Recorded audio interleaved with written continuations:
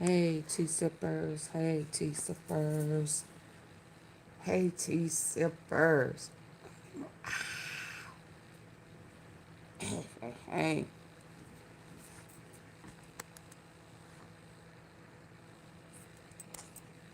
I'm going to tap into, I'm beginning to think. I don't know, y'all. I don't know. I don't know. It's some weird stuff going on. Hey, Cynthia. It is some weird stuff going on. And I think the government really playing in our face about a lot of things. They're keeping us preoccupied every time something is about to explode with the Epstein files. Sasha Riley come out. We have a shooting. The KKK, ICE, KKK, however you want to put it. Samantha, hey Specs, before you start, how you feeling? Um, I'm gonna say today was probably the the best day. I'm gonna say today was probably the best day. I think I'm able to put more pressure on. Uh,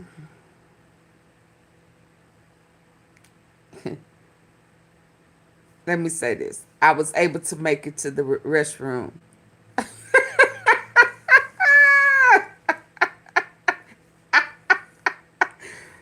Woo! Before it's too late. How about that? But I had a side piece.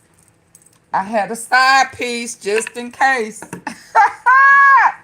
Hello, Auntie P, you had a side. I had a side piece, baby. Mm-mm. Yeah, I was in pretty bad shape, y'all. I ain't gonna even joke with you. I ain't gonna even joke. But last night or this morning, I don't remember one of them situations. I said, "Oh, girl, you need to have something by the bed just in case you can't make it." Baby, trying to get up out the bed and trying to find your balance before you move. It ain't no joke. But like I've been told, this is a time that I probably should have went to the hospital, although I've never been in one. But if it wasn't for the weather, I probably should be there. Oh yeah, I ain't no shame in my game, baby. Look here, old pickle jaw. You hear me? Look, Speck, Auntie Fee had a side piece, a whole pickle jar, just in case. And a can, not a can, a bag of mixed. What is it? Corn and green beans and uh what's in that bag? Corn, green beans, and carrots is what I've been using as my ice. You know, what is it called? Ice, whatever that's called. I can't think of it right now. Baby, you talking about survival skills? Shit. This old tough cookie here know how to survive, baby. You understand? I have good survival skills. And I think out of all the little icy hots and this stuff right here, I don't know what I got it for my feet, but baby, this, I don't know. This bag bomb, Put some type of little monster off in there deep. Hey, Specs, yeah, but listen, I'm getting better. I ain't gonna try to run. I ain't finna go in there and try to cook. I ain't trying to go in there and try to do nothing. I thank God that you know, it could have been worse. Let me tell you that, it could have been worse. It absolutely could have been worse. So Lord, I thank you. If it set me down for some days, you know, knock some sense into me, I told my sister, I said, girl, I think it knocked some of my vision back. I don't know. I think I could see better. You gotta laugh sometimes, but I thank God it could have been worse. It absolutely could have been worse. It could have been worse. So Lord, I thank you. I thank you. So I'm gonna move on past me. Thank you for asking about me. I greatly, greatly appreciate it. Specs, I must really like you, dude, because when I see you up in it, you're like, okay, Auntie Fee, well, what time you coming? Be like, ooh, get up, sit up. All you have to do is sit up.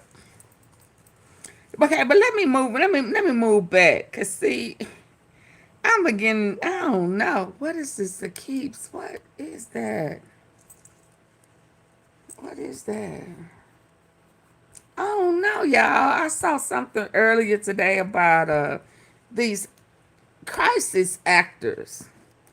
And somewhere I read they said, oh boy done died before. And I promise I remember when Charlie Kirk passed that the old cat that was saying, it's me, it was me. I did it all by myself. I remember he had been at several catastrophes, like three of them. 911, the Boston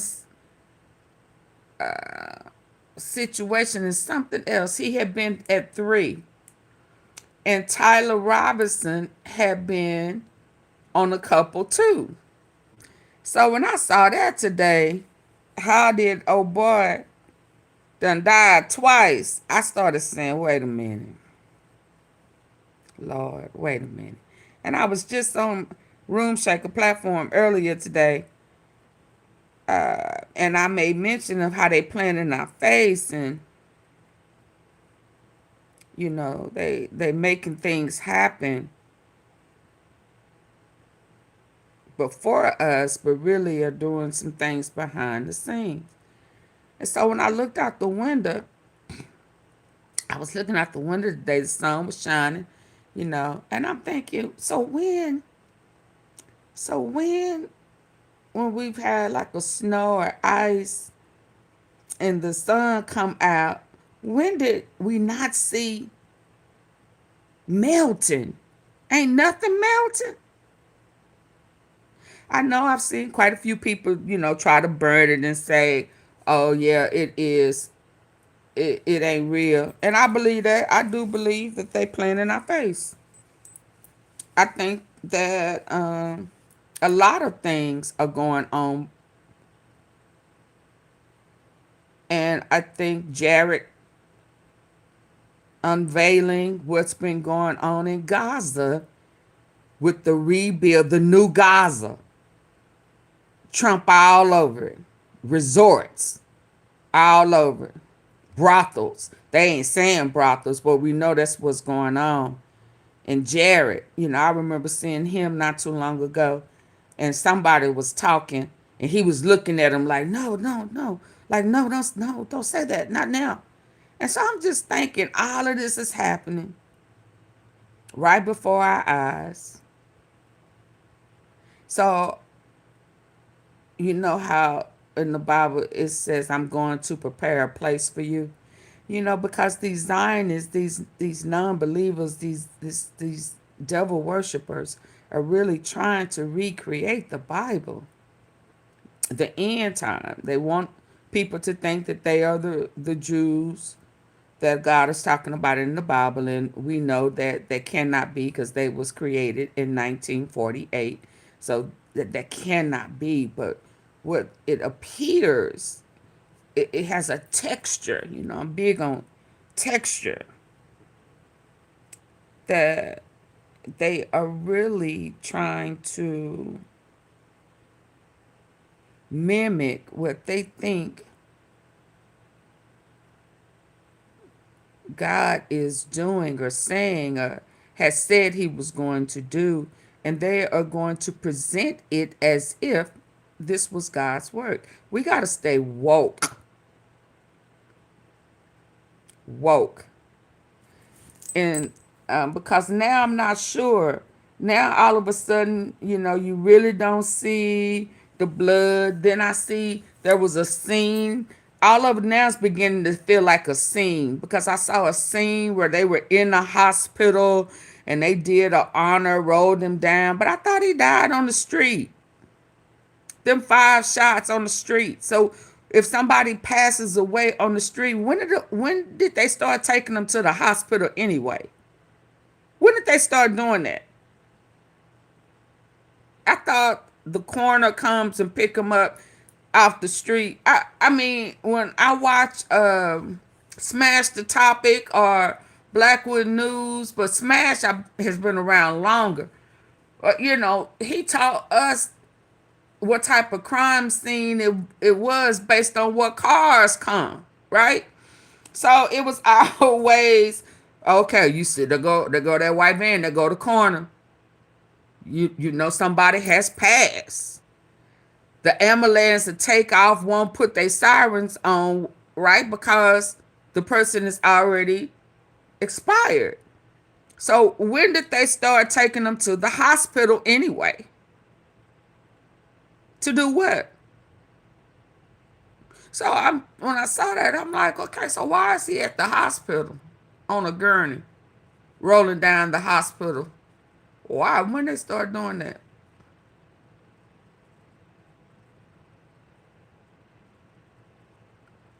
So when I saw this, let me move this. Let me take this. Yeah, I'm looking at y'all with my glasses on, like, this is supposed to be my thinking look. So when I saw this, let me show y'all what I'm talking about.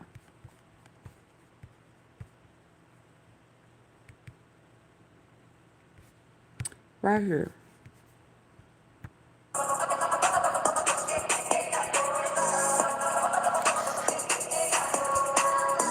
Let me cut this music up. Bop, bop, bop, bop, bop. Ooh, Auntie Fee, you must really be feeling better. I feel better today. Right now I do anyway. The minute I try to get up, I may say something else. Okay, this right here. I saw this. I guess IDF soldier, Malkia Gross, whatever that is. But it says, this is a crisis actor. These are the roles he's played. And this is the second time he died. I said, they playing in our face, y'all.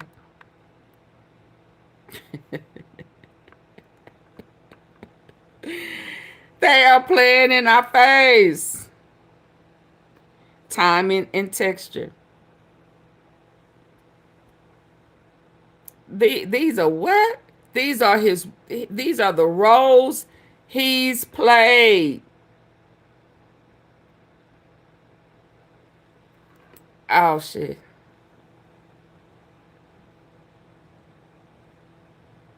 We gotta stay woke, y'all. They are playing in our face. That deserves a wow. Shaking my perfect timing. Cause Sasha, ouch, ouch, ouch. Sasha, stay woke. Sasha Riley was about to explode some shit. They said this crisis actor died twice. Noise is different, but do believe Minnesota is an Epstein distraction. I agree. I absolutely agree. And when they come out with that crazy stuff talking about, oh, he is a terroristic, or he was had to be disarmed, all of that sounds like a part of a movie or a play, and they gonna continue to say that, knowing that it's gonna make people having outrage. What I mean, that's what it feels like to me. But I need for us to stay woke to what's happening, especially with the Epstein files, especially with Sasha Riley, especially with Charlie Kirk, because Charlie Kirk's situation, October 7th, that 2023. young guy, Tyler Robinson, he was a crisis actor. Charlie Kirk, the outspoken conservative firebrand, suddenly starts questioning the sacred, untouchable official story of October 7th, 2023. So I've been to Israel many times. The whole country's a fortress. When I first heard this story, I still had the same gut instinct that I did initially. I find this very hard. What'd I do? I'm sorry. That was me. Instinct that I did initially. I find this very, very hard to believe. I've been to that Gaza border. You cannot go 10 feet without running into a 19-year-old with an AR-15 or an automatic machine gun that is an IDF soldier. Right? The whole country is surveilled. But I think some questions need to be asked. Was there a stand-down order? Did somebody in the government say stand down? That is a legitimate, non-conspiracy question. The whole country is the IDF. That chaotic day shrouded. Oh, I'm sorry. In fog, stand-down orders, foreknowledge,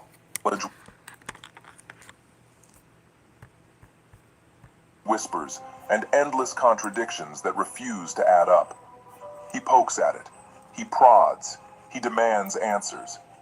And then, right then, a shadowy life insurance policy emerges from the void, as if summoned by unseen hands. Public records reveal that in 2023, Turning Point USA, Kirk's so-called non-profit powerhouse, slapped down a massive life insurance policy on him with an eye-watering annual premium of $350,000. We're talking a potential payout in the ballpark of $20 to $50 million. But here's where it gets twisted. This windfall doesn't flow to his family. Nope, it funnels straight into GGLF 2023 LLC, an entity that's conveniently owned by none other than Charlie himself. So the nonprofit is shelling out big bucks to a for-profit shell that's insuring the man at the top. Legal? Sure, on paper. But normal? Hell no. It's a classic elite tax dodge to skirt that brutal 40% estate tax hit. The rich play by different rules, right? Right. But wait, the real red flags start waving when you zoom in on the timing. This policy didn't pop up when Kirk tied the knot, or when he started a family, or even when he exploded onto the national stage as a conservative firebrand. No, it drops like a bombshell precisely after he starts questioning October 7th, 2023. You know, the event that's got more plot holes than a Hollywood blockbuster. And around that exact moment, Kirk's out there demanding audits, sniffing around where the money's really flowing in his own organization. Then bam, this multi-million-dollar policy surfaces in the 2023 filings, like it was queued up and waiting. The beneficiary? Shrouded in secrecy. Could be his wife, or maybe someone, or something, else pulling strings from the dark. And don't get me started on GGLF. What the hell does that even stand for? Good guys lurking forever? Global gatekeepers lining funds? You can slap any acronym on a filing and call it a day, but this one's got me spiraling into the abyss. It's all public info hidden in plain sight. So why hasn't anyone connected these dots before? The timing screams setup, folks. Is this insurance against taxes? Or against something way more lethal, like silencing a voice that's getting too loud? Charlie Kirk, the outspoken conservative firebrand, suddenly starts questioning the Stay sacred, woke. untouchable official story. We gotta stay woke, y'all. Hold on, let me move on. Let's hear this. But we gotta talk about Sasha. We got dictator is failing. We gotta talk about. I think I got another cat, and we gotta talk about Garza. They wanted to keep that a little hush hush. And by the time it's and guess who gonna be in charge even when he out of office? Guess who gonna own Garza? Guess y'all. Let's. Donald Trump's Nazi Gestapo is in the streets killing American citizens.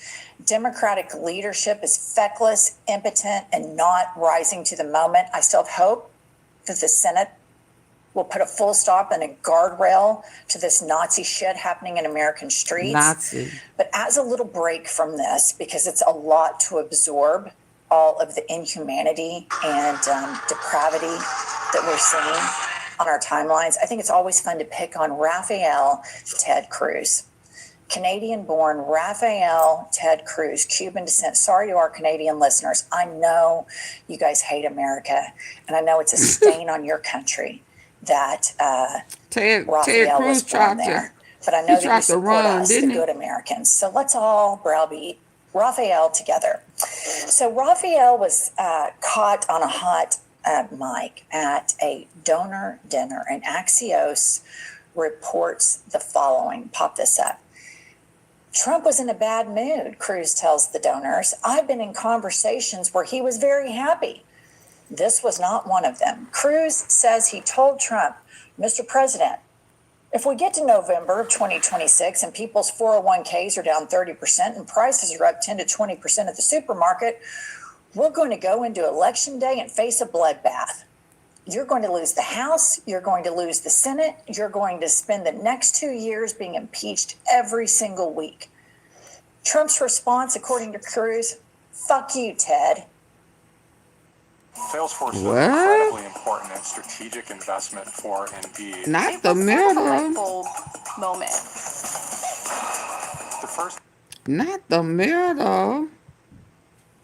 So, here's what's interesting Taco that everybody needs to tits. realize. It's all this performative bullshit. Ted Yeah. Cruz, who goes out in front of the electorate and acts like It's a MAGA's performance. policies are working, that there's no inflation, that the stock market isn't on the precipice of really tanking, which the fundamentals below it show that they are. That right there is an admission to his donors that he knows how unpopular this shit is. But the duplicity and the performative nature of politics is really what got Trump elected, because he came out, called Ted a liar, called Marco Rubio little, low energy Jeb.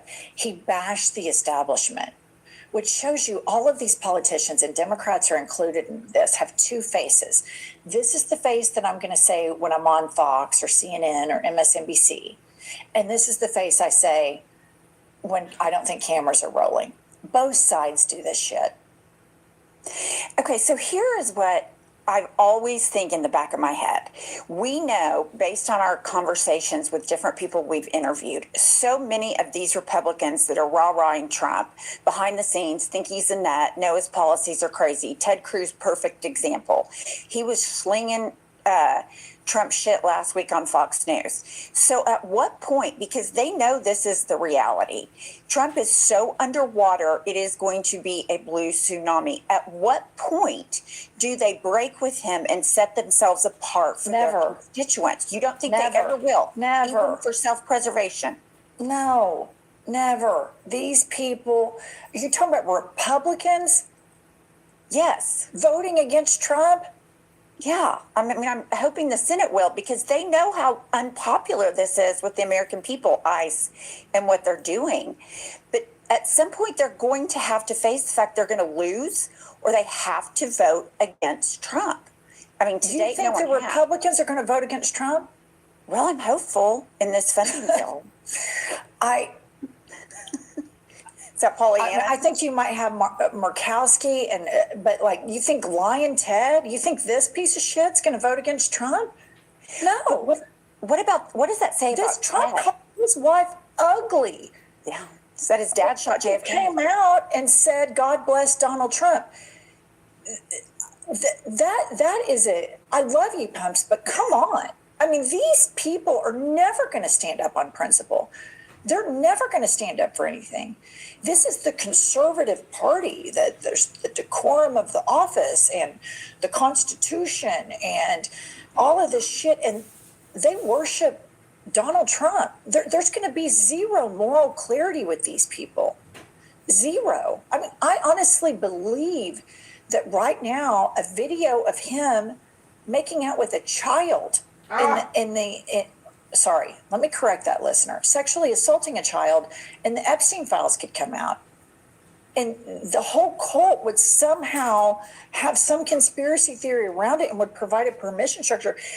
Donald Trump tried to overturn the election and send a mob, and they tried to kill Mike Pence. And we think Right. Ted Cruz and a couple other people are going to have some moral clarity all of a sudden and vote against Donald Trump now? And what I would say is like, oh, now? I think No, they I don't think they'll have invested. moral clarity, but the self-preservation mode, the thought of losing their seat, that would be the only thing in my mind The that would problem turn. is, in Texas, it's so red. He's had Beto O'Rourke's ran against him. Colin Allred's ran against him. And they saying that, There's a the guy in the personality cult wheelchair, I of can't support remember his name behind right this. now. And I think they have to make a Abbott. calculation. Is it Abbott? Abbott has agreed to give over the voters' registration to Trump in Texas. I'm like, Lord. But when it's all said and done, unless they gonna get on the aircraft with Trump when it's time for him to leave and he push a button to leave us destitute, there ain't gonna be no Senate. I mean, are they playing into the lie? It's like Trump and his team and his pro-Israel and Jared and Miriam and all those people. They telling everybody a lie, right? Everybody's being lied to. So if everybody's being lied to, is MAGA being lied to? Is the GOP being lied to as well? I mean, they think there's still going to be a political party when it's all said and done. Thank y'all for the gems. I'm sorry I missed them. I had hopped away for for a minute. I mean, I don't think that we are thinking long term. I think this new Garza that let's hurry up and finish because I was kind of blown away with what I heard today. Let's go. Ridiculous. And in these super red No. states, voting He's against not gonna Trump take. is far He is more. not gonna take. Just like he voted on. Oh yeah. I will release the Epstein files. We're gonna. I mean, they're on the desk. We're gonna release them. 1%, and the 1% was 90% redacted, and people really voted because he said he was going to release the Epstein files, and have gotten more fight, more pushback, more court orders, more appeals than the law allows. Why? So everything he about is a lie. Everything. To everybody. Dangerous than just going along with it. So the self-preservation is to continue to go along with the cult. In my opinion, I don't see any. I wish that what you were saying was right, but I think that is like the Republican Party of 12 years ago. And that's where I think, Pumps, a lot of the ruling class and a lot of a lot of people have a hard time grasping how foobar this situation is. Right. But Ted Cruz and other senators like that are absolutely not going to come to our rescue. Now, should we put focus on Chuck Schumer and Cory Booker? Fuck yes, we should. Because they talk the talk, and we need to force them to walk the walk. Moving along, Ted Cruz gets caught on Twitter being a dipshit as normal. Pop this up. How much life insurance do you need to help protect your loved ones? Start by multiplying your income by 10 to... Ron Filipkowski tweets, dumbass Ted Cruz falls for another fake deceptive post from a random account again. And the Kentucky Freedom Coalition says the liberal media went wild when Ted Cruz wasn't in Texas for the major freeze a few years back. Well, Kentucky is in a declared emergency, and at Andy Brashear, Kentucky is touring Europe. The media won't say a word, though. And Ted Cruz retweets it with this emoji with the finger on the chin, like, because he's such a dipshit. Mm-hmm. And then Andy Brashear goes and retweets Ted and says, sorry for missing this earlier at Ted Cruz. Been busy leading my state's emergency response all day from Kentucky. So some fake account got a picture of Andy when he was actually in Europe, but probably like last year, 2 years ago, who knows? Because during the storm, he was actually in Kentucky. And so, punks. Moving along to Republicans.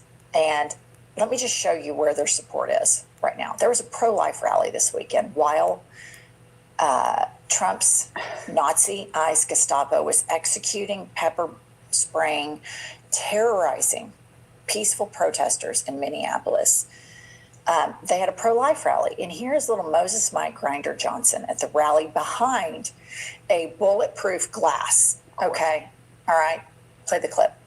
And as Vice President said here, Republicans are working hard to deliver on the mandate that you gave us in the last election to make it easier than ever before to raise a family in this great country of ours. And because we know that support for American families doesn't end at birth, our policies reflect this. All right, now, Kylie, put up the tweet that accompanied this. Melanie Duraggio says, no universal health care, no paid family leave, no universal child care, no living wage as a minimum wage, no affordable housing, no tuition-free public college, rolled back labor laws, gutted food assistance, deregulated food safety. Republicans hate American families, and this is the way forward. Hakeem and others, go out and call little Moses Mike Grinder Johnson for being the closet case. Oh, I am so sorry. Call him out for being the absolute abject Christian hypocrite that he is, that weaponizes his faith in front of the worst of Americans. The people in that audience are the worst that America has to offer. Those are the people that see no problem with Renega getting executed. Those are the pro-life people that see no problem with Alex getting executed. Zero situation with ICE, pepper spraying, separating kids. These are the people that demonize poor kids, demonize people that are fighting to get a livable wage, demonize people with cancer, for fuck's sake, that have worked a full-time job. And then they say, well, maybe you should have gotten a better job with better insurance. Moses Mike Grinder Johnson is the most worthless, worst American on the planet. The MAGA Christians are the biggest pro-death cult this country has ever seen. All of their policies lead to death. All of the followers at the mega churches that work so long, so many hours on their please hit the like button for me. Their Lord and Savior Jesus Christ become worse human beings because they're preachers. Their number one goal is to grift and build more churches, to recruit more dipshits. And Kylie sent me a video of Erica Kirk at her Make Heaven Crowded Kool-Aid party, a la Jim Jones style, where she said, don't allow curiosity to penetrate your faith. Don't let what? Think about what? Don't let what? That was, I think that was, don't let what? Criminality Penetrate. make heaven crowded Kool-Aid Oh, party, that a la mess. Jim Jones style, where she said, don't allow curiosity to penetrate your faith. Think about what a cult like. Kylie, can you find that? Think about what. Yeah, that's that Thanks, turning Kylie. Think point. about She that. she got. Oh man, I didn't even Like want to touch that. curiosity. She has a convicted, not convicted, accused PDFer, child PDFer, co-hosting with her on that supposed to be Christian. I don't even know what it was. It's like that girl just can't help herself. Erica Kirk, she just can't help. She all the way into the Zionists, playing with God all the way Can in. harm your faith. Well, here's the deal. I was raised like that. Raised like Kylie, what? can you find that? Think about what. Thanks, Kylie. Think about that, Pumps. Do not, like, curiosity can harm your faith. Well, here's the deal. I was raised like that, but it was said more eloquently. But I mean, that's what they say. You can't think critically because that you have to have faith. You can't ask questions because then you don't have faith. So I mean, they've got it into this catch-22 that you feel like you're a sinner if you question. But I mean, it's just, don't let curiosity disrupt your faith. I mean, come on. Kylie will find it, and then she goes on to say, like, don't ask questions. Well, and that's the teaching. That's how they teach it. I was in it. You know, that's why when we were at the dinosaur museum, and you're like, you know, the Earth is more than 2,000 years old or 5,000 or whatever you said. Let me give some context to our years ago. Pumps was a die-in-the-wool George W. Bush Republican, made fun of me for, like voting for John Kerry. And she was uber religious. I was a super Democrat atheist. Evangelical. And our kids were best friends, and we had chemistry, but she was kind of like the least compatible on paper friend that I could have. And likewise, I was the least compatible. But we hung out. There was something magnetism that drew us together. So we go to the dinosaur museum with our little kids. And I was always like so fascinated because Pumps is an attorney and she's so smart, and she could be smart. And then critical thinking would just completely suspend regarding like the age of the earth. So we're at the dinosaur museum. I was like, this dinosaur bones are 300 million years old. And I'm like, hey, Pumps.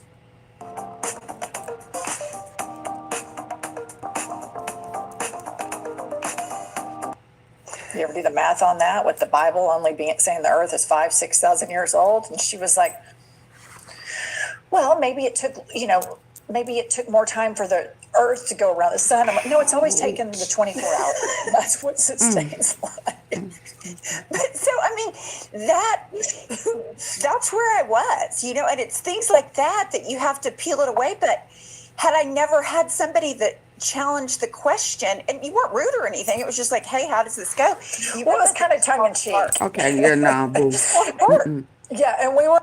If you are curious, that you will be out of God's about that. That is what you're taught. If you question, if you are curious, that you will be out. Okay, so here's the thing about that. That is what you're taught. If you question, if you are curious, that you will be out of God's favor. And so when she says, God won't use you like he could, indirectly to me, it's kind of a threat. If you question, you're not going to get all the blessings that you want. That's a manipulation. That sounds more like on the Pentecostal, because it's not that you're questioning God. You could be questioning the teacher. Everybody that is in the pulpit is not called. And if they're called, it doesn't necessarily mean that they are chosen. So there are some false prophets. So I don't think that it's a problem to question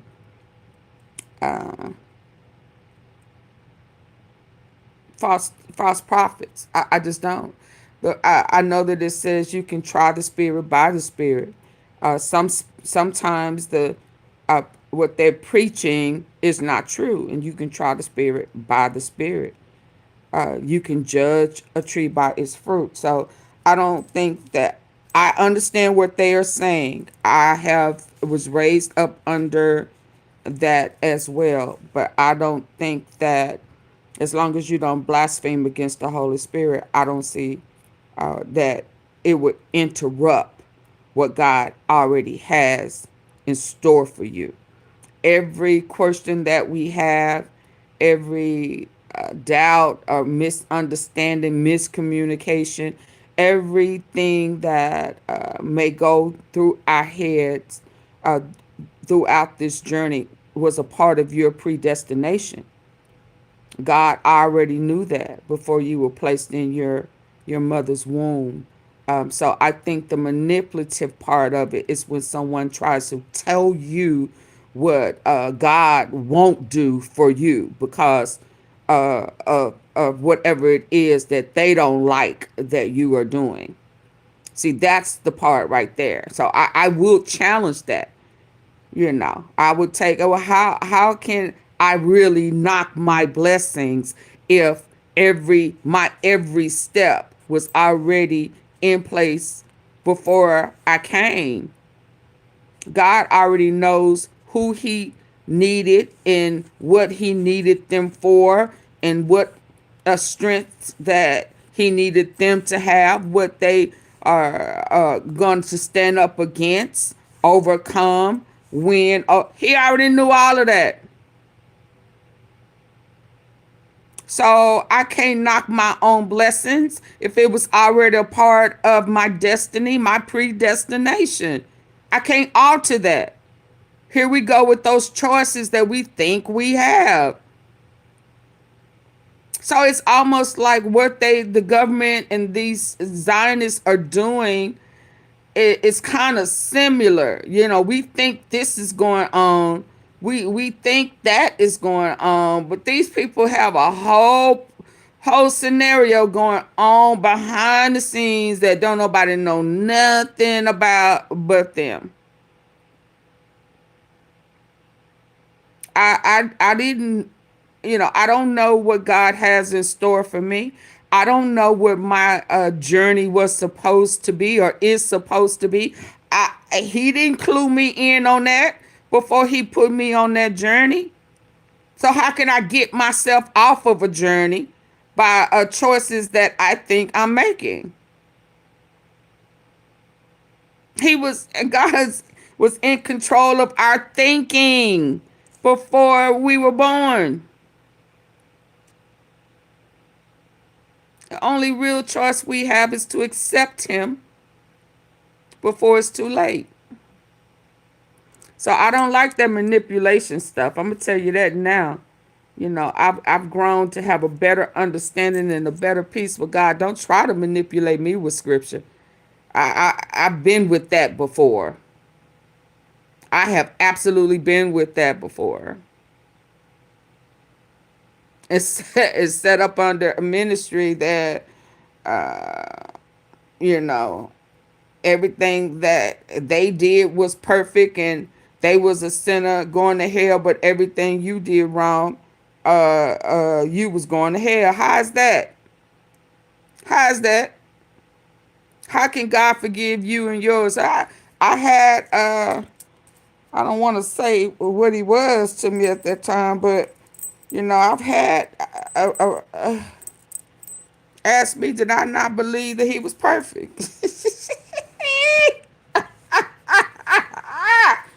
I mean, boldly asked me, Lord, and please don't make me hurt because I'm laughing about. Lord, please. Ask me boldly, did I not think that he was perfect? And I boldly looked at the Reverend and said, absolutely not. You are not perfect. You're perfect by way of Jesus Christ. That's it. But nothing that you can do yourself to make you perfect. And he just looked at me. You're not perfect. The Bible says no man stir up righteousness within him own self. That means you too. You're not clean enough.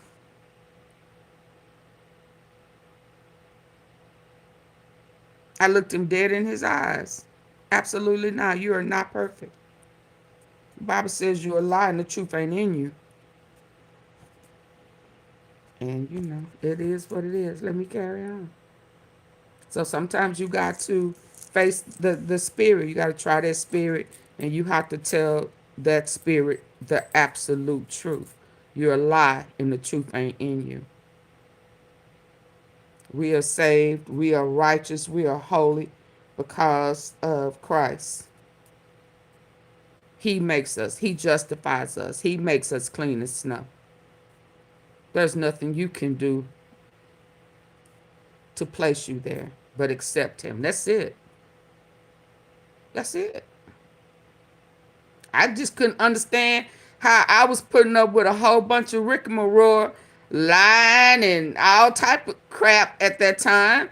And because I questioned it or denounced it, I was going to hell. And the person who was being devilish was going to heaven. How is that? Where is that in the Bible?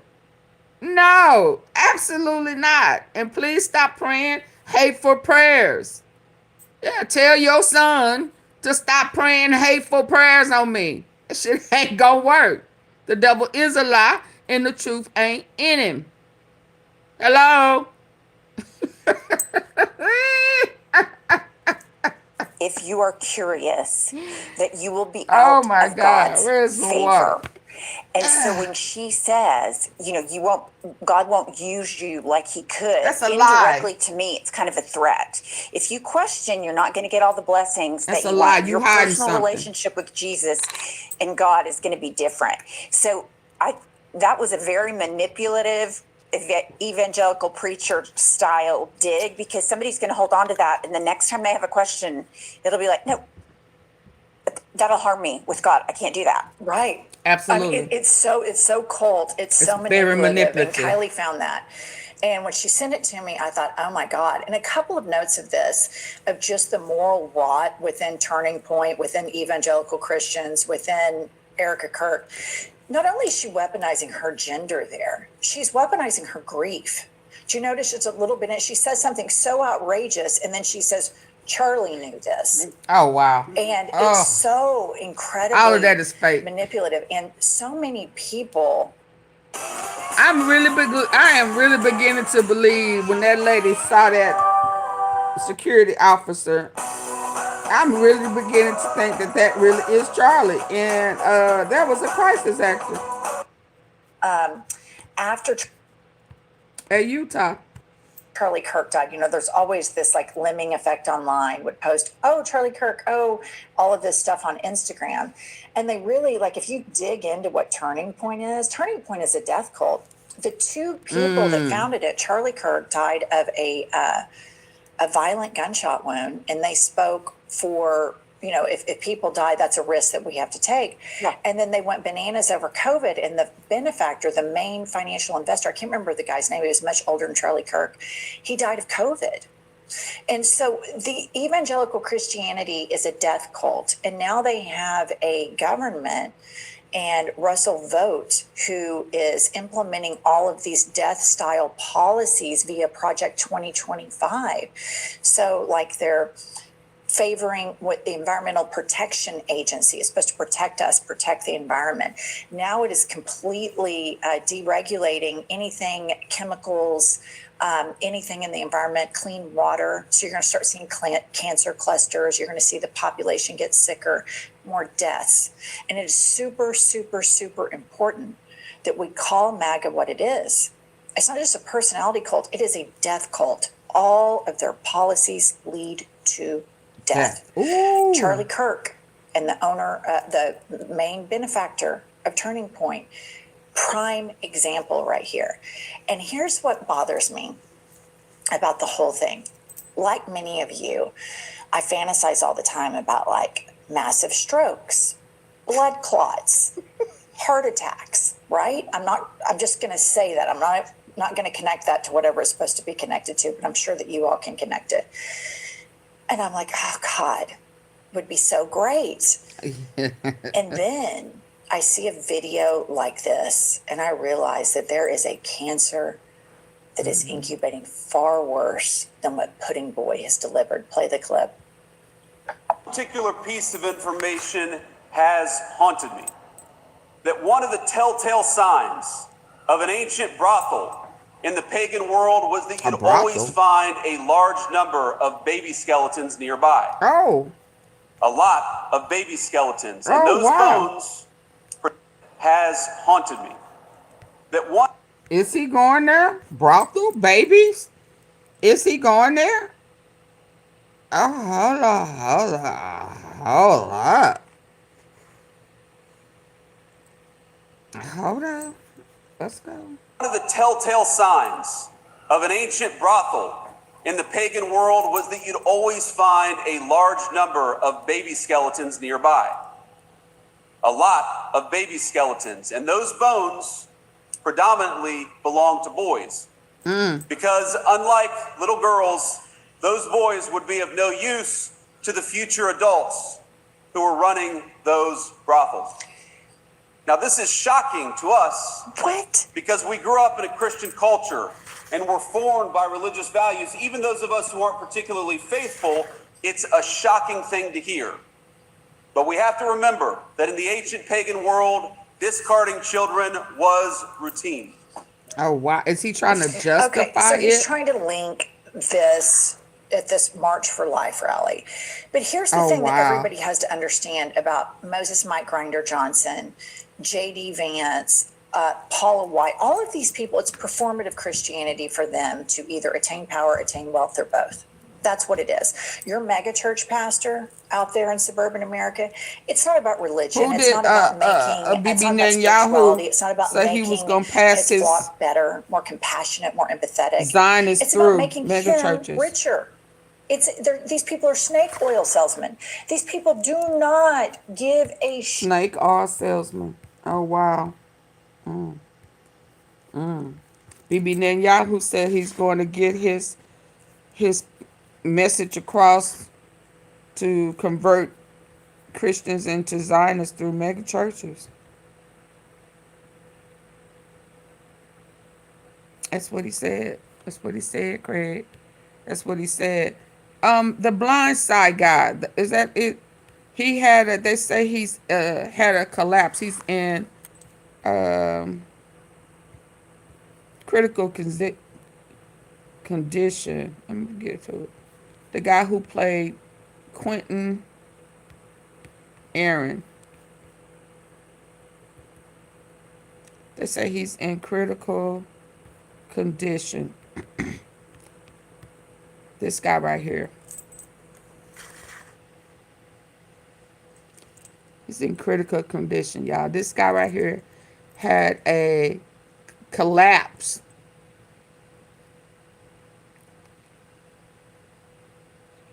He is currently on life support after collapsing at his home. He had a fall, y'all. A fall at his house. He's in critical condition. I'm saying that to say what I'm going through right now, it could be worse. Let's keep him lifted. You know, I know his pain ain't my pain, but a collapse, a fall at your home could have you in critical condition.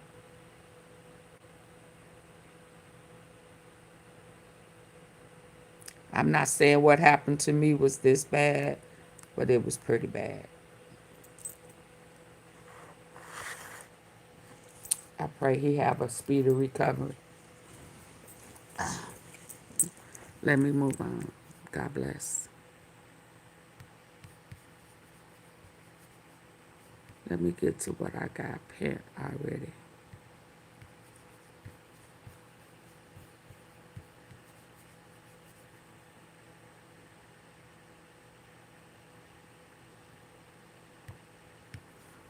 So this one.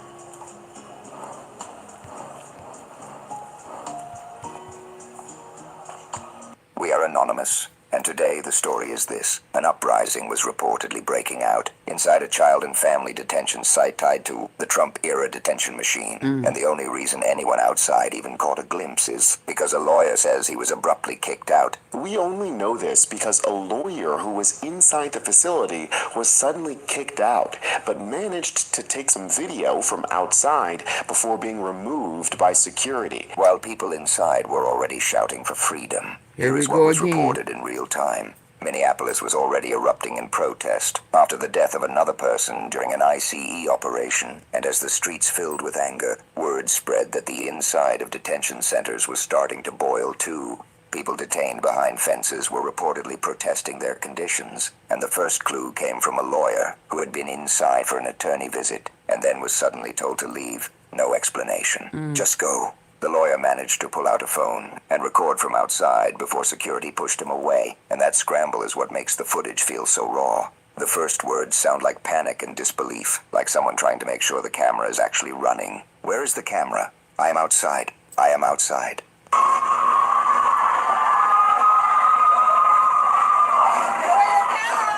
I'm outside. I'm outside. Those are not the words of someone filming a planned press event. Those are the words of someone trying to filming a planned press event. Those are the words of someone trying to preserve proof before it disappears. I'm outside. I'm outside. Those are not the words of someone filming a planned press event. Those are the words of someone trying to preserve proof before it disappears. The location matters. This reportedly started at the Dilley Family Detention Center in South Texas. The narration ties it to the case of a 5-year-old child who was reportedly taken and used as bait to lure out the father, and then both were taken to this facility, a place described as a jail for children, defended by Republican officials so aggressively that according to the narration, the only inside footage the public is usually allowed to see comes from friendly MAGA visits filmed like propaganda. That is the core tension in this story. If the conditions are fine, why is the camera always treated like a threat? If everything is humane, why does the state decide who is allowed to look and when? The lawyer says it plainly. He's outside the facility, and he says there is a demonstration happening inside right now. He says everyone was asked to leave. He says there is a drone flying ahead, and he calls the situation extremely bizarre. He starts pointing things out like he is trying to document a scene before it changes. You can hear them shouting, he says. Can you hear that? And then he repeats what he hears from inside the fences. Let us out, let us out. He mentions people in blue shirts. He mentions drones flying. He says through a crack he can see what appears to be hundreds of people. There appear to be hundreds of people. And then he repeats the part that should make your stomach tighten. He was there for an attorney visit, and they asked him to leave abruptly without telling him why. And they asked me to leave abruptly without telling me why.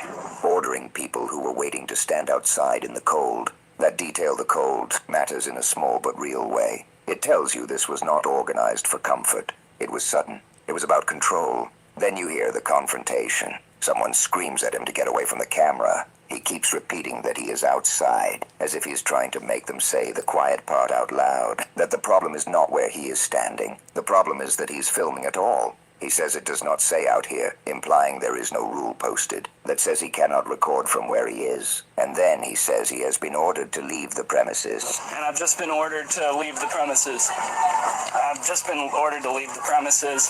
That the person is yelling at him, and he says he's going to head back to his car and try to keep people informed. Again, not polished language, not a script, just someone trying to keep a thread from snapping. After he leaves, he says he spoke to people who are presently inside the facility. The protest was initiated over the treatment of the 5-year-old who is still at the facility, I am told, from Minneapolis, and that the detainees... And can provide more information. And this is where the situation is described as larger than a small group yelling at a fence. He says the demonstration reportedly comprises about 80% of the detained population. I've just left the Dilley Family Detention Center, and I've spoken to a number of the people who are presently in the facility and can provide a bit more information. Apparently, this demonstration presently comprises of about 80% of the detained population.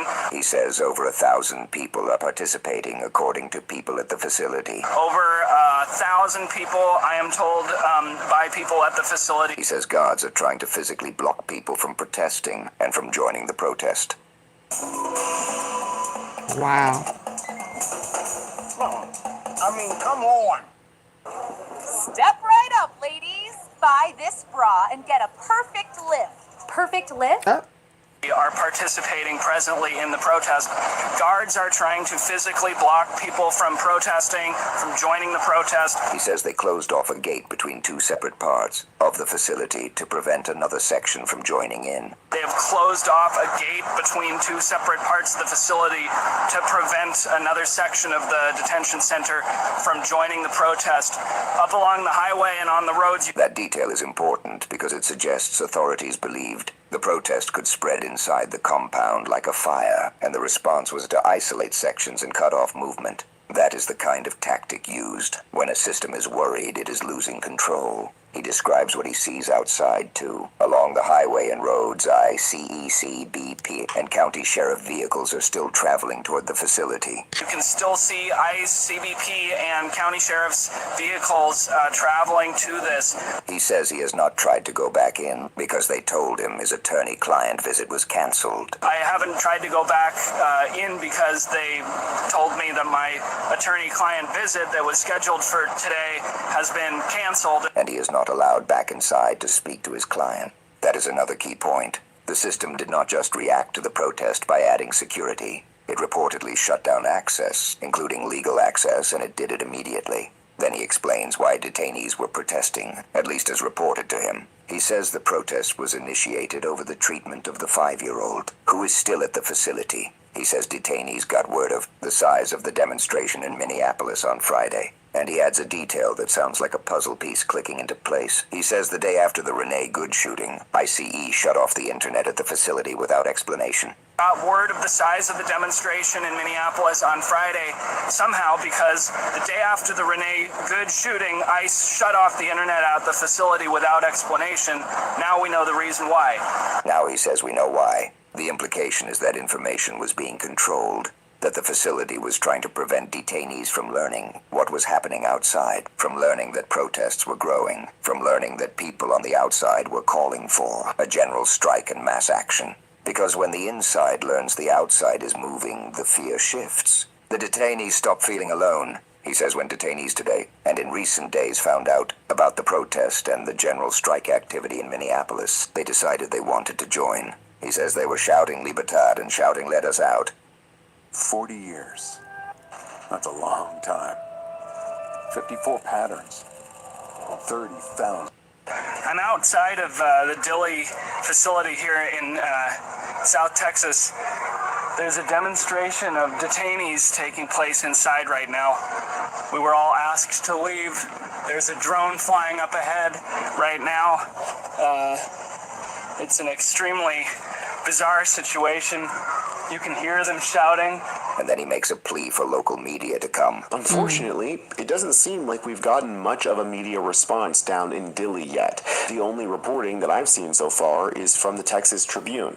Immigrant families protest inside Texas facility housing 5-year-old boy and father detained in Minnesota. Warning of a potential crackdown because he sees a lot of people protesting and a lot of law enforcement vehicles rushing to the area. He hopes there is not a violent confrontation. Hopefully there's not some type of violent confrontation. That hope is the sound of someone who has seen what happens when the state meets desperation with force. Now the story does not stop at the protest. The narration digs into why people inside Dilley would reach a breaking point. It introduces the clients the lawyer was there to represent, the family of a man accused of a brutal hate crime fire attack that killed a woman. The narration says that last summer, the government rounded up the man's entire family and detained them while investigating whether they had any knowledge or provided support.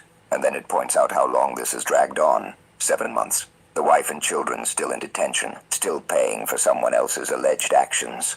Then comes the contradiction the narration wants you to feel. In the criminal case, an FBI agent was asked whether the family had any inkling at all that the man planned the attack, and the agent confirmed they did not. The government knows the family are not accessories. The narration says, and yet they are still being punished. That is the first layer. The second layer is immigration court. The narration says an immigration judge ordered the family released on bond, finding the mother and children are not a flight risk and not a danger. And yet a CE appealed and refused to release them while appealing, effectively holding them anyway. This is why the narration says ICE is ignoring court orders and acting above the law. Then you get the conditions, described in a way that sounds less like a processing center and more like a deliberate pressure chamber. Children kept in Oh, cold, cramped wow. spaces. No toys, no books, no basic education, no in-person visits. Children saying they feel trapped, scared, and depressed. People getting sick from food and water. Oh, wow. Described in a way that sounds Get the lights up, please. less like a processing center and more like a deliberate pressure chamber. Children kept in cold, cramped spaces. No toys, no books, no basic education, no in-person visits. Children saying they feel trapped, scared, and depressed. People getting sick from food and water. A baby losing nearly 9 pounds in 1 month. Children with cancer or cystic fibrosis missing life-saving care. Another person describing the place as a nightmare, prison-like conditions for women and children who came seeking asylum. And then the narration makes the larger claim that the cruelty is the point, that the misery is engineered, so people beg to be deported, not because their case was heard, not because justice was done, but because they cannot take it anymore. The narration ties this to other facilities too, saying attorneys report similar patterns in an adult detention site, with detainees begging to be deported after months of hopelessness and trauma. It even describes clients calling in tears, begging for help to be deported, which is the opposite of the fairy tale people tell themselves, that detention is simply a neutral waiting room. The narration calls that a lie.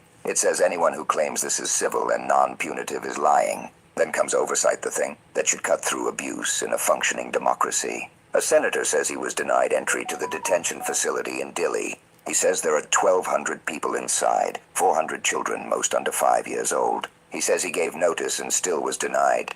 He calls it illegal and unacceptable, and he says members of Congress have a constitutional and statutory right to inspect facilities like this. That is supposed to be a basic check, and yet the facility refused. But the facility did open to a political ally, a MAGA representative who filmed a tour the narration calls propaganda, with staged scenes and oddly empty rooms that do not match the claimed population. The narration says this is what regimes do when they know the truth is indefensible. They do not fix the conditions first. They fix the footage. They control the angles. They sanitize the image while the people inside live the reality. So when you hear that an uprising was reportedly breaking out inside Dili, it stops sounding surprising and starts sounding inevitable. If you trap families and children for months, if you defy a judge's bond order, if you cut off the internet, if you block legal visits, if you deny oversight, if you treat cameras like contraband, then what do you think happens when people inside hear that the outside is finally moving? They shout, they organize, they push at the only leverage they have, their bodies, their voices, their refusal to stay quiet. And here is the part that should haunt you. The narration ends by saying officials did not respond to questions about the situation, so the status of the protest and the condition of the protesters were unknown. Unknown, that is the word that follows a locked gate and a swarm of law enforcement vehicles. Unknown is what you get when transparency is replaced by control. Unknown. That's what you get when transparency is replaced with what? Say that again. Respond to questions about the situation, so the status of the protest and the condition of the protesters were unknown. Unknown, that is the word that follows a locked gate and a swarm of law enforcement vehicles. Unknown is what you get when transparency is replaced by control. Unknown is what you get when the only witness is a lawyer being told to leave and a phone recording through a crack. This is not just a story about a protest inside a fence. It is a story about what happens when a system is built to break people, and the people inside decide they would rather risk punishment than accept silence. And we are anonymous. Expect us. Shout out to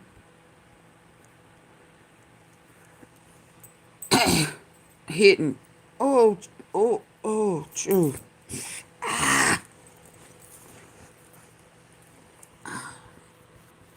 ICE killing cause major rift. Second Amendment support. Yeah. But a lot of things that we think we have our rights. I mean, we always talk about we have the right. They are taking them rights right on away from us, right in our face. Hold on. But there's billions to be made. Thank you, Mrs. Tom. Thank you, Naturally Norlands, for the flowers, the paintbrush. Yeah, thank y'all. I so greatly appreciate it. Let me see what else I had. 67, 6. Woo! I made the goal for the hour, for the first hour. Thank you. Thank you, ladies. Thank you. Thank you. Woo.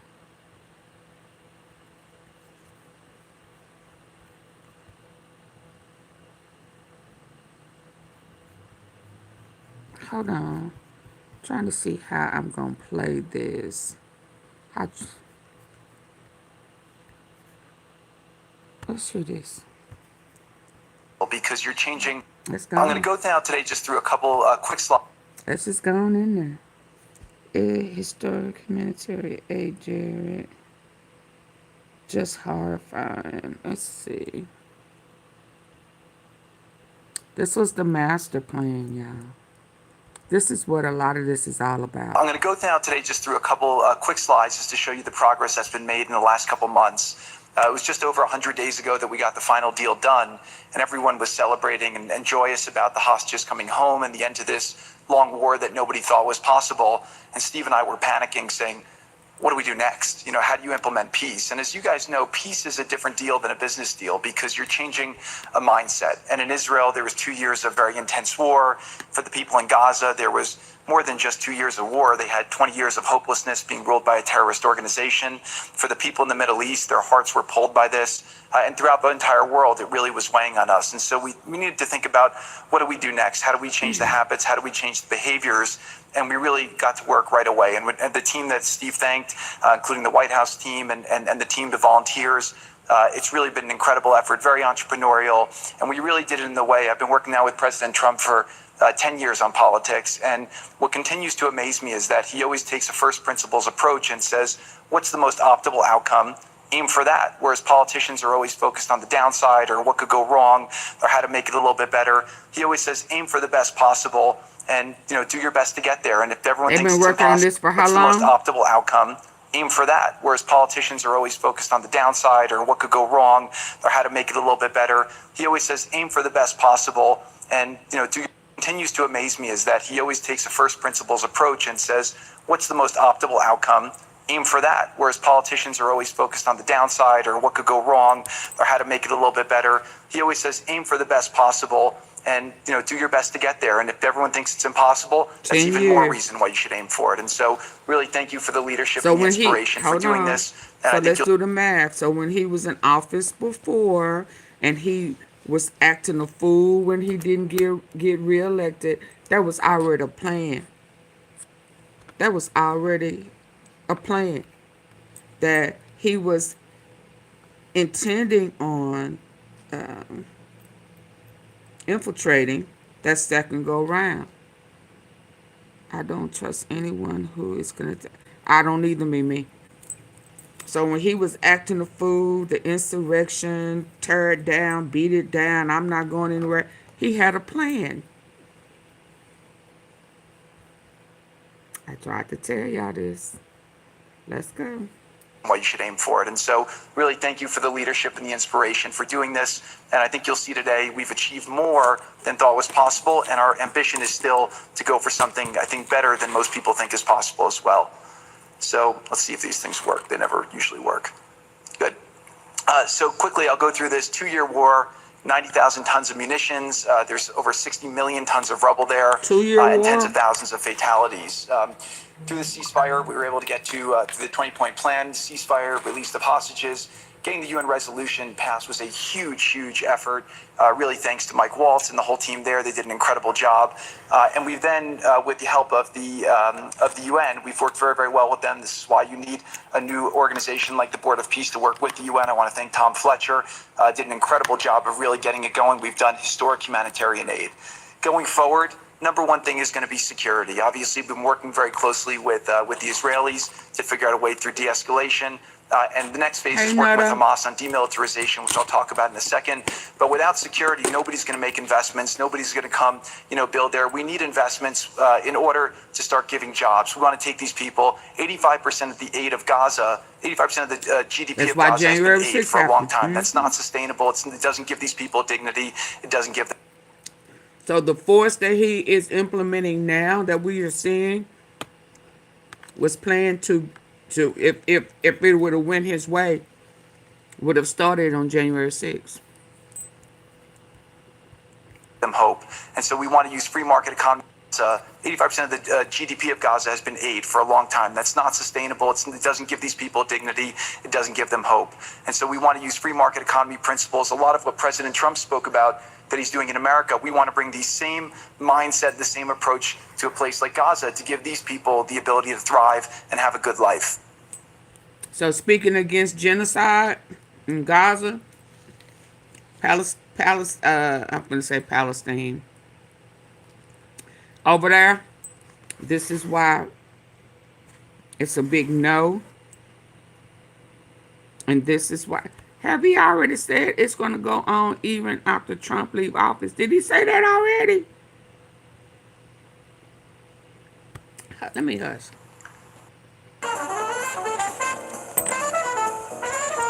This board, $1 billion. Top 3 A masculine seat on the problems board. and how to solve them. 1. Raccoon eyes. 2. For peace. Clumpy lashes. Why he 3. wants this difficult- Nobel Peace Prize? So on the aid, I mentioned the UN. So now people are talking about famine. 100% of the food needs are met, and that's been overabundance. The cost of goods have gone down tremendously. Over 55,000 trucks have gone in, and over 1.4 million pallets. So it's been the largest humanitarian effort done into a war zone that anyone's been able to tell us about. This really has been a great joint effort that everyone's been able to do, and so it's a great thing. We all just heard from Ali. We have been so impressed. Steve and I were speaking to him and the entire committee. Such bravery of these people to step up, and we've worked with the Palestinian Authority, who's been helping us as well. But this committee is the first time it's a technocratic, apolitical committee. I really want to thank the Arab partners for helping us select the right people to do this, and we just need to believe in them and support them. I put this up here. The Arab partners? Okay. It's probably a little too small for me to read, but this is really important if you saw the mission statement. So Hamas's mission statement was, we need to destroy the state of Israel. That has not worked well for the people, as we've seen. Their mission statement is, we are committed to establishing security, restoring the essential services that form the bedrock of human dignity, such electricity, water, healthcare, and education, as well as cultivating a society rooted in peace, democracy, and justice, operating with the highest standards of integrity, transparency. So these are the basic things. Their goal is to have peace and to help their people, which is an obvious mission statement for a government, but actually fairly novel for Gaza.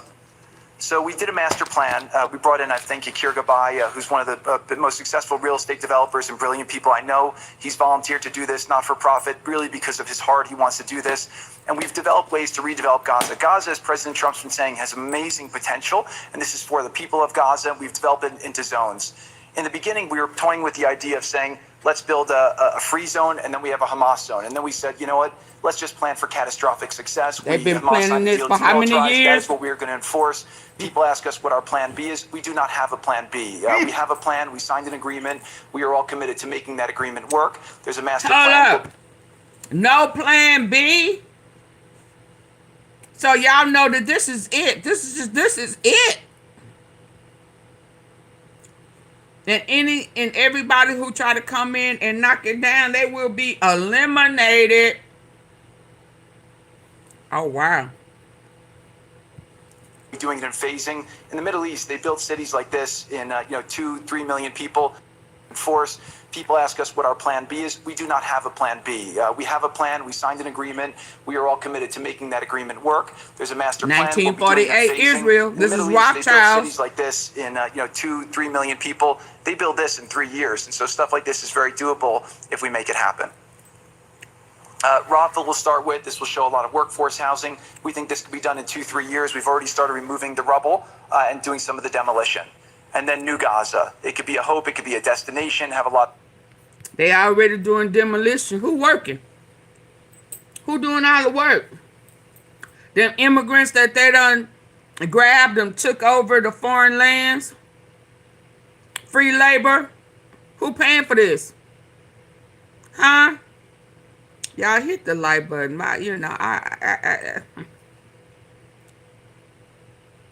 I've been trying to warn y'all. Who paying for this, y'all? How they already have demolition?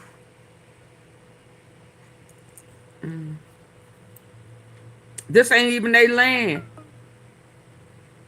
So y'all done stole land and have started tourism.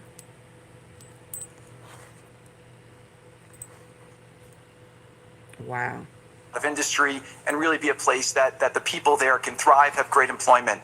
Once this starts going, we think there should be 100% full employment and opportunity for everybody there. And we have a lot of data on what can be, but we think that this really gives the Gazan people an opportunity to live their aspirations. But it all starts with security and it all starts with governance. Final note I'll just say on the Board of Peace, which is that we don't have that in the U.S. We're studying the best practices from all over the world, and we're watching who does education the best, who does healthcare delivery the best. All of these things it's not secret IP. All this is IP that the Board of Peace is going to make public, and we want to encourage all the countries to be able to follow these best practices. A lot of the things that President Trump is doing in America, if they're working, we should all be copying them. If we find what's working in other countries, we should be copying them too. And so what the Board of Peace will have the ability to do if we're successful with Gaza is really show how do you do peace implementation, which is something that when we got this deal done, we didn't really find too much expertise or know-how on how to do it. So as we're creating this system, hopefully it's something that we can just document these learnings and make them available to all else who want to use them in the future. So demilitarization, this is something we're starting now that we have a new government in Gaza. This government will be working with Hamas on the demilitarization to really take the principle. How is he so involved in the new government? They just done took over, y'all. And guess who money they using? Okay. Okay. Principles that were agreed to in the document to the next phase, and hopefully that will be successful. Without that, we can't rebuild. So if Hamas does not demilitarize, that will be what holds back Gaza and the people of Gaza from achieving their aspiration, and that's very important. So the next 100 days, we're going to continue to just be heads down and focused on making sure this. So the people in Gaza who houses and their land was blown up, what about them? The blood in Gaza is not even dry yet. Guess what? The blood in Gaza shouldn't have anything to do with us. You know, but what about the land? So here we go again. The people who was pulled off into this, so the land that they had and all that, they're going to have a whole resort and all of this reconstruction on top of they shit.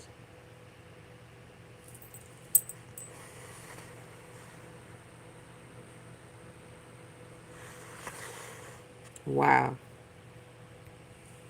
Implemented, we continue to be focused on humanitarian aid, humanitarian shelter, but then creating the conditions to move forward. So thank you. Final point I'll just make is this is really only possible because of the work of so many people and President Trump's great leadership. But a lot of you have been asking, how can we help? So the countries have all been incredibly generous. We'll be doing the first conference where we'll announce a lot of the contributions that will be made in a couple weeks in Washington. From the private sector, there'll be amazing investment opportunities. I know it's a little risky to be investing in a place like this, but we need you to come, take faith, invest in the people, try to be a part of it. And then finally, I'll just talk to people on the media and on the social media, which is, this deal only happened because we worked with Israel, we worked with Turkey, we worked with Qatar, we worked with Saudi, we worked with Egypt. I mean, everyone worked together. We worked with UAE. We all worked together to make this happen. I see a lot of people trying to escalate, criticizing Israel or Israelis criticizing Turkey or Qatar. Just calm down for 30 days. I think that the war's over. Let's do our best to try working together. Our goal here is peace between Israel and the Palestinian people. Everyone wants to live peacefully. Everyone wants to live with dignity. Let's put our efforts towards promoting those who are doing the work to build this up, like Ali and his committee. Let's focus on the positive stories, and let's just calm down, turn a new chapter. And if we believe that peace is possible, then peace really can be possible. So we're going to continue to work every day. We need all of your help to do it. And again, I just really want to thank President Trump for his leadership in doing this. This would not have been possible without your commitment to this. Everyone thought it was impossible to end this war. You never gave up. You never stopped. Every time there was a setback, you told us to try hard. What war is ended?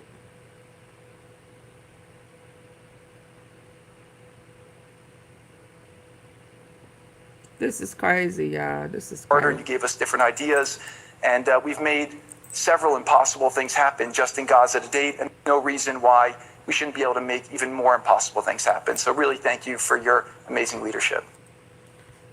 Wow.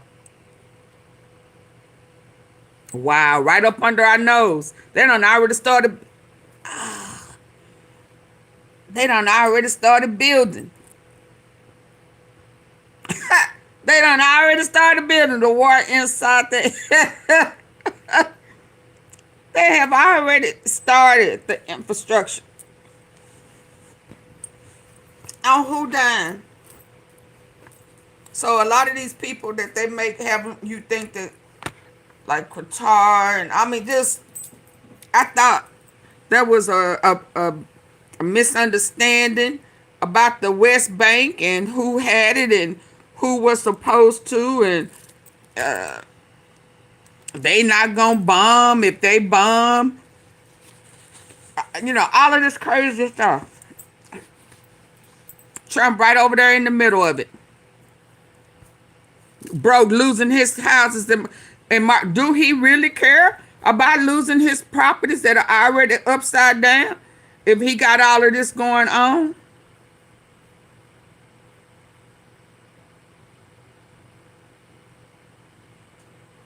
Do they care?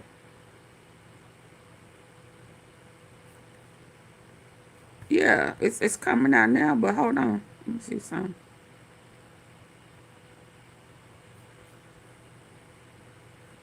Senate plans to block DHA funding.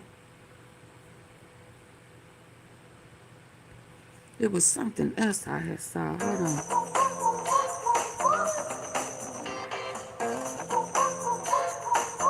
Unfortunately, the Venezuelan people are not the only people to discover what it means when Trump is willing to sell you out to make a quick buck. His son-in-law, Jared Kushner, unveils a plan at this Board of Peace. This organization Trump is trying to $1 billion a seat. And that plan was for Gaza. It was called New Gaza and New Rafah, and evidently it was a great opportunity for investors, according to Jared Kushner. Not so much for the Gazan people. My name is Dina Dahl with the Midas Touch Network. Let's break this down. Now, as we know, with even more reporting coming out about Venezuela, Trump's plan was always to keep in place Maduro's second hand, Delcy Rodriguez, a continuation of the authoritarian regime.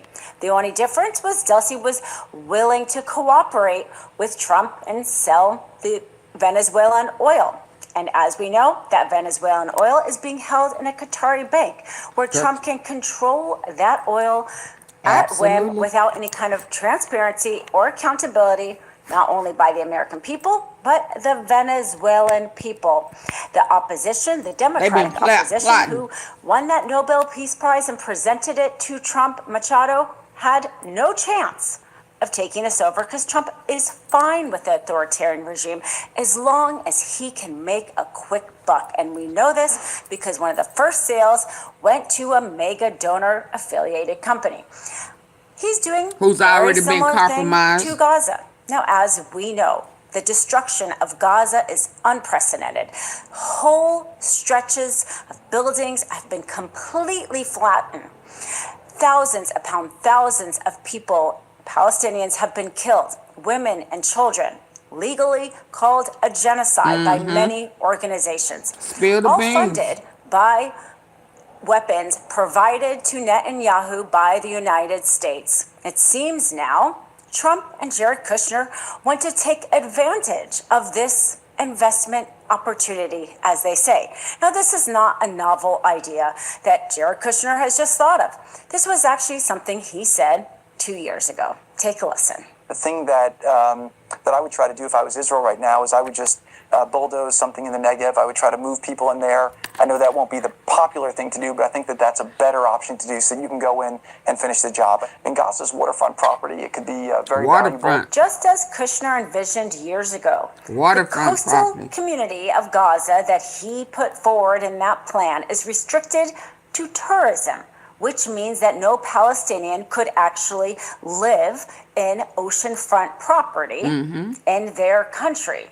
Is this a democracy? Well, this is something the United States is putting forward.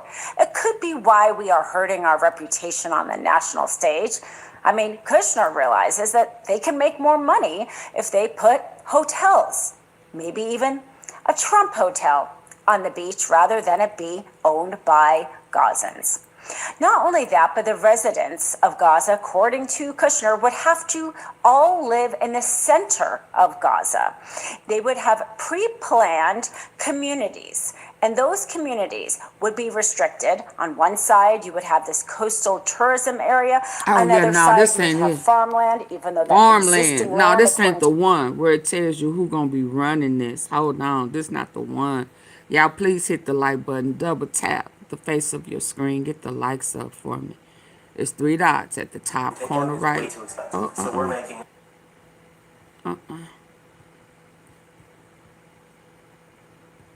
There's 3 dots up there. If y'all could hit them dots for me. Was established, including the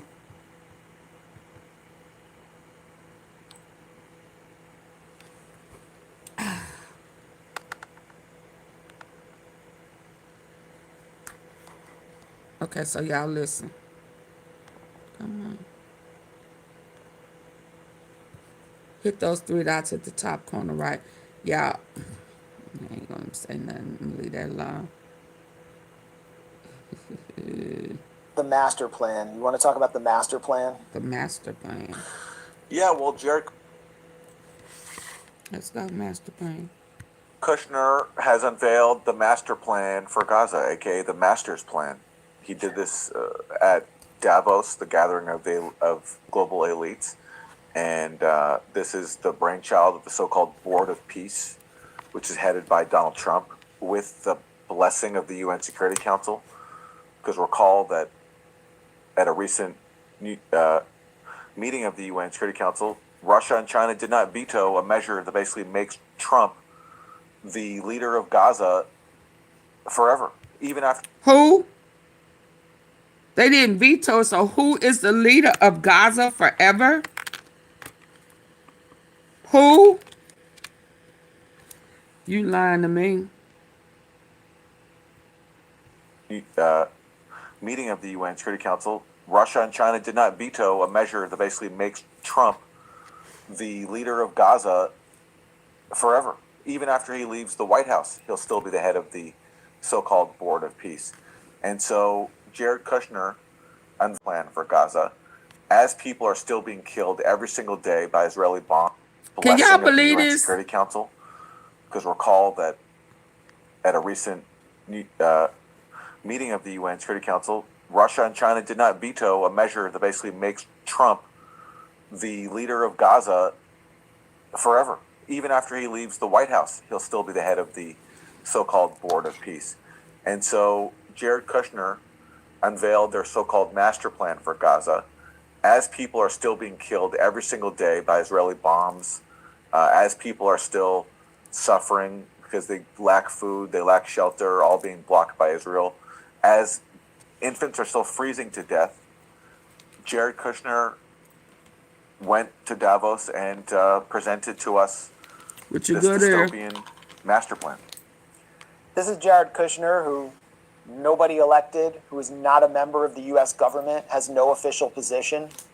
He is merely the son of a Jewish Zionist And billionaire. remember, last who Trump time he got in pardoned trouble, and so who he was didn't want no I think a business position. partner of He didn't Trump, want no title. and is now Trump's son-in-law through Ivanka. So this is, he gets to determine the future of the long-suffering population. He got of in Gaza trouble through by the his- law the last time. his explicitly titled master plan. So we did a master plan. We brought in, I think, Yakir Gabai, who's one of the most successful real estate developers and brilliant people I know. We really need He's to watch volunteered it to all. do this, not for profit, really because of his heart. He wants to do this. And we've developed ways to redevelop Gaza. Gaza, as President Trump's been saying, has amazing potential. And this is for the people of Gaza. We've developed it into zones. In the beginning, we were toying with the idea of saying, let's build a free zone, and then we have a Hamas zone. And then we said, you know what, let's just plan for catastrophic success. Hamas signed a deal to demilitarize. That is what we're going to enforce. People ask us what our plan B is. We do not have a plan B. We have a plan. We signed an agreement. We are all committed to making that agreement work. There's a master plan. We'll be doing it in phasing. In the Middle East, they build cities like this in 2-3 million people. They build this in 3 years. So stuff like this is very doable if we make it happen. 3 years. Rafah will start with. This will show a lot of workforce housing. We think this could be done in 2-3 years. We've already started removing the rubble and doing some of the demolition. And then New Gaza. It could be a hope, it could be a destination, have a lot of industry, and really be a place that the people there can thrive, have great employment. Once this starts going, we think there should be 100% full employment and opportunity for everybody there. And we have a lot of data on what can be, but we think that this really gives the Gazan people an opportunity to live their aspirations. But it all starts with security, and it all starts with governance. Final note I'll just say on the Board of Peace, which is that all the lessons we're doing is we're basically studying the best practices from all over the world, and we're watching who does education best, who does healthcare delivery the best. All of these things are it's not secret IP. All this is IP that the Board of Peace is going to make public, and we want to encourage all the countries to be able to follow these best practices. A lot of the things that President Trump is doing in America, if they're working, we should all be copying them. If we find what's working in other countries, we should be copying them too. And so what the Board of Peace will have the ability to do if we're successful with Gaza is really show how do you do peace implementation, which is something that when we got this deal done, we didn't really find too much expertise or know-how on how to do it. So as we're creating this system, hopefully something that we can just document these learnings and make them available to all else who want to use them in the future. So demilitarization, this is something we're starting now. We have a new government in Gaza. This government will be working with Hamas on the demilitarization to really take the principles that were agreed to in the document to the next phase. And hopefully that will be successful. Without that, we can't rebuild. So if Hamas does not demilitarize, that will be what holds back Gaza and the people of Gaza from achieving their aspiration. And that's very important. So the next 100 days, we're going to continue to just be heads down and focused on making sure this is implemented. We continue to be focused on humanitarian aid, humanitarian shelter, but then creating the conditions to move forward. So thank you. Final point I'll just make is this is really only possible because of the work of so many people and President Trump's great leadership. But a lot of you have been asking, how can we help? So the countries have all been incredibly generous. We'll be doing the first conference where we'll announce a lot of the contributions that will be made in a couple weeks in Washington. From the private sector, there'll be amazing investment opportunities. I know it's a little risky to be investing in a place like this, but we need you to come, take faith, invest in the people, try to be a part of it. And then finally, I'll just talk to people on the media and on the social media, which is, this deal only happened because we worked with Israel, we worked with Turkey, we worked with Qatar, we worked with Saudi, we worked with Egypt. I mean, everyone worked together. We worked with UAE. We all worked together to make this happen. I see a lot of people trying to escalate, criticizing together to make this happen. No one from Europe. A lot of people trying to escalate, criticizing Israel or Israelis criticizing Turkey or Qatar. Just calm down for 30 days. I think that the war's over. Let's do our best to try working together. Our goal here is peace between Israel and the Palestinian people. Everyone wants to live peacefully. Everyone wants to live with dignity. Let's put our efforts towards promoting those who are doing the work to build this up, like Ali and his committee. Let's focus on the positive stories, and let's just calm down, turn a new chapter. And if we believe that peace is possible, then peace really can be possible. So after you done stole people's land and killed the people. I just really want to thank President Trump for his leadership in doing this. This would not have been possible without your commitment to this. Everyone thought it was impossible to end this war. You never gave up. You never stopped. Every time there was a setback, you told us to try harder. You gave us different ideas. And man, this is some of the craziest mess I done ever heard. We shouldn't be able to make even more impossible things happen. So really.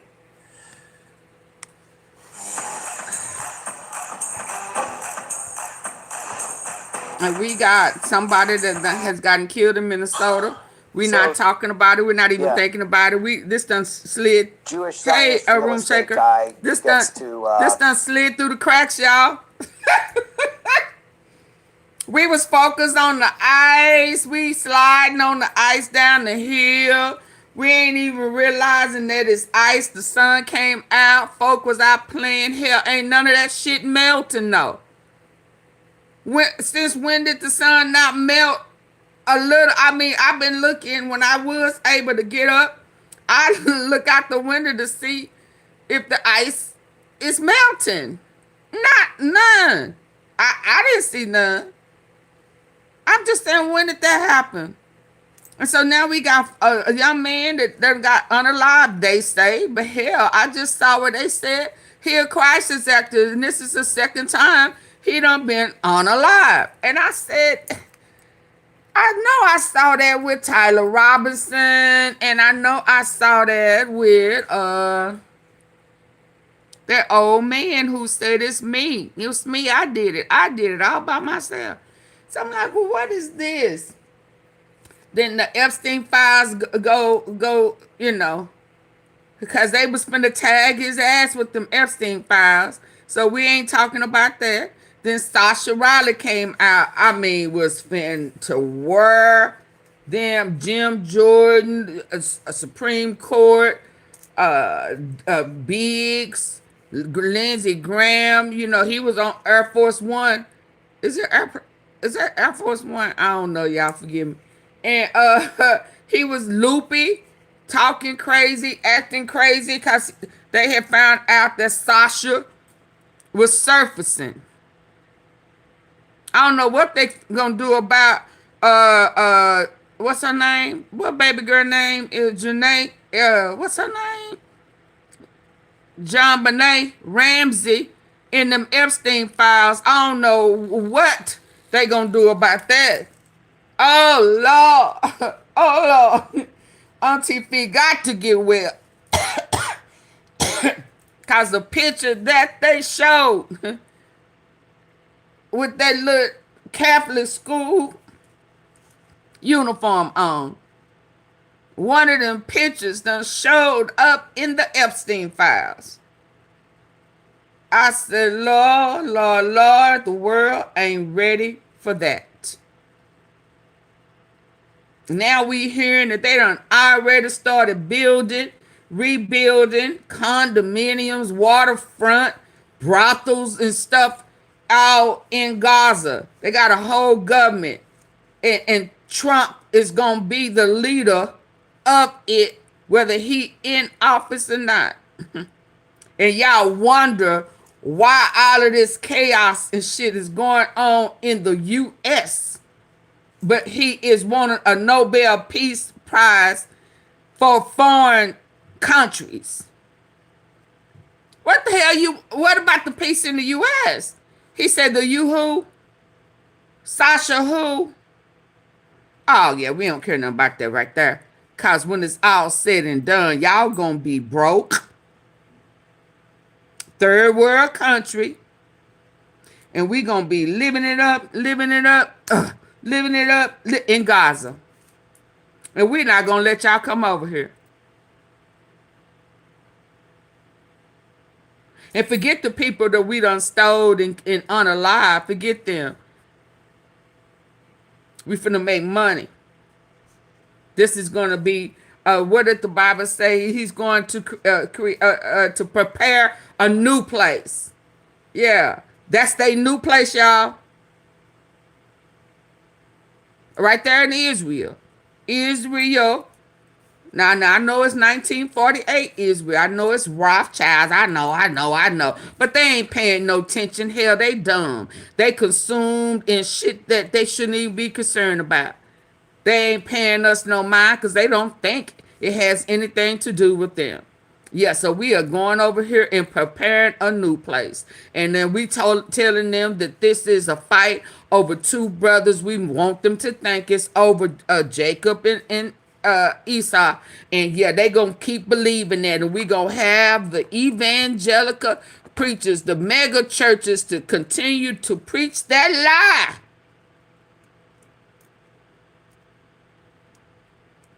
And they dumbasses ain't gonna know no better because they believe that I done already told them they could see me do it. And I can tell them it wasn't me. And they dumbasses is going to say, it wasn't him. That wasn't him. That ain't why he boo-boo on himself. How y'all know he ain't lying, Sasha? How y'all know? What about the Democrats in the Epstein files? Don't get smart on us now. We need y'all to continue to stay dumb. Still be a target. Allow us to manipulate y'all. We're going to cut off this and we're going to cut off that. We're going to see. We're going to continue to try to spread these diseases and keep y'all sick and make y'all spend y'all money. Oh, it's something I got to show y'all. Let me find it. It's saying... Oh, well, let me get to Putin. Because they saying what y'all think y'all eating, y'all ain't eating. I've been trying to keep the tea sippers informed. that they feeding y'all them dead bodies. I've been trying to tell y'all that. But we so stuck on, I can't give up my meat. My big mama, my dad, my granddad, all my life, I had to eat that beef, that meat, that chicken. Mass reproduction. I ain't worried about how we getting it. I just can't put it down, baby. And now we gonna find out that all them dead people, that they done took the blood, all they wanted was the blood as a sacrifice. And what they gonna do with the bodies? They're gonna take them to the butcher and let the butcher grind it up with the, hell, it was soy, but now we gonna have them grind it up. They'll never know their asses is greedy anyway. Let them eat it. They'll never know that they are now cannibal. What is it? Cannibals? Yeah. They eat dead people. They don't even know it. They don't even know why they can't lose weight, why they can't get well, because they insist on not giving up meat. So hell, let's put it in the meat. And we don't have to worry about burying them. We don't have to worry about nobody finding the bodies. We don't have to worry about no DNA. The DNA gonna show up in the people.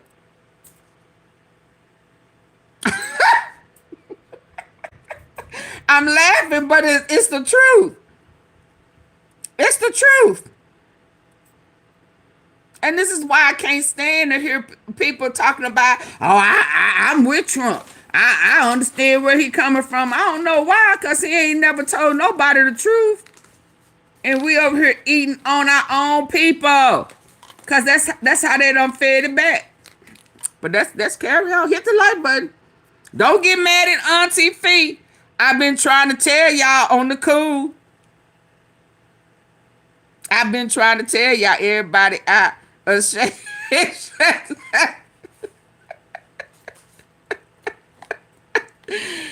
they said, well, hell, what about the people who did not get the spike protein? How can we spread it to the mass of people who refuse to get the protein?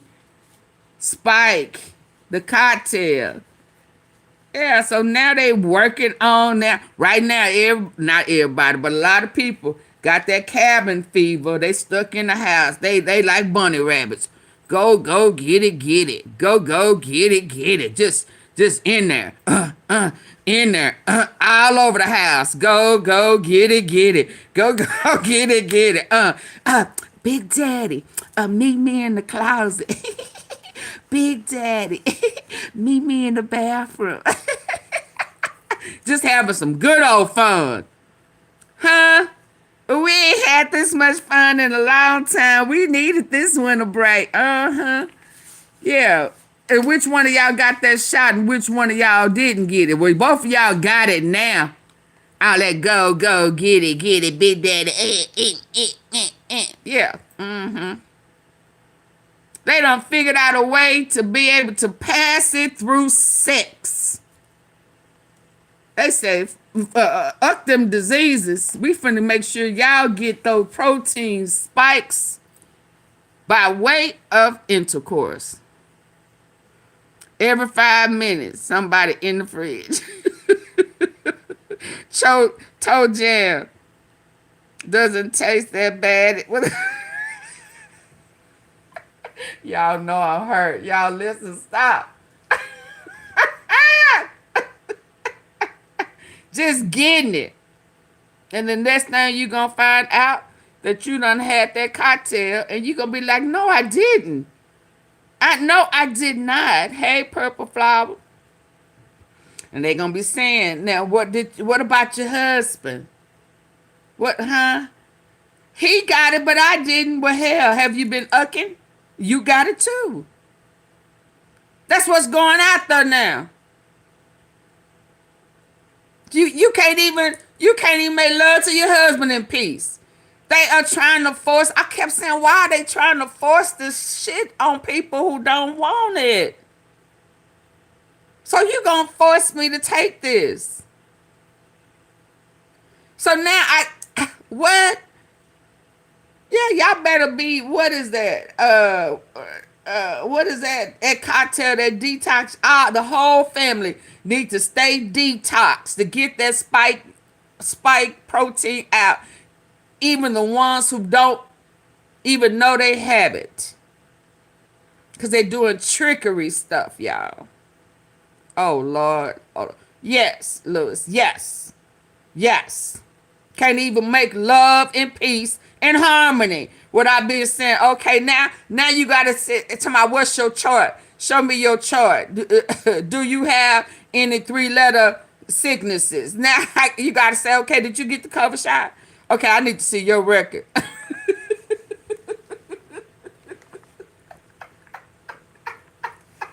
You need a cover shot. You need a spike protein test before you can get some nookie. That's how hard they trying. What's the best thing? I've been trying to tell y'all for the longest to get the natural supplements. Now, I didn't know. Now, in all fairness, I knew that they was doing some tricky stuff, but I didn't know they was messing with, I'm going to say married folk. Love making? Huh? You can't even give your best affection to your mate without them ucking with you. What? What type of shit? You know, you gotta look at folk all crazy. No, I like you and all. You cute. You fine and all that good shit. You got that shot.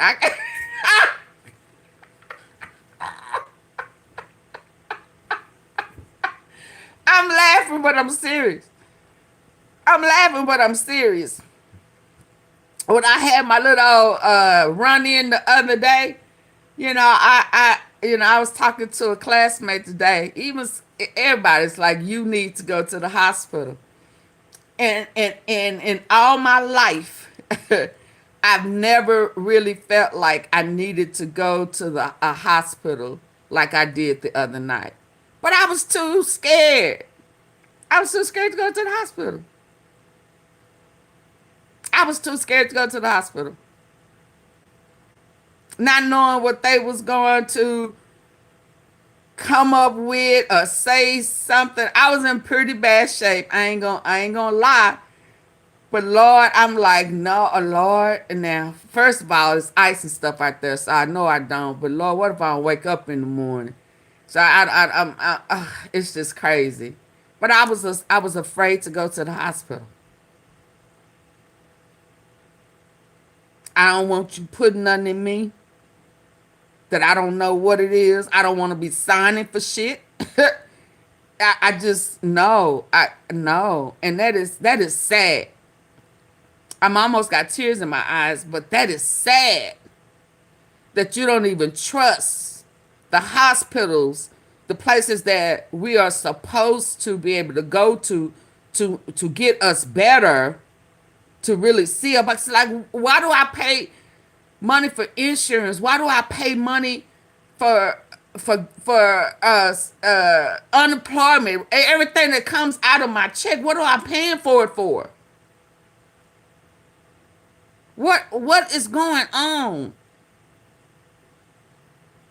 I had a serious injury and afraid to go to the hospital. Can barely make it to the restroom.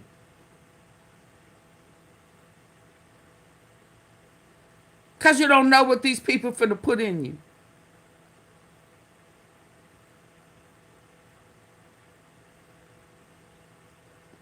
So I had to really trust in the Lord for these last few days. I'm going to tell you the truth. I'm going to tell you what God loved. And he loved the truth. Today is the first day that I have some. I ain't gonna be no fool and try to overdo it, but this is the first time that I'm not screaming out in pain.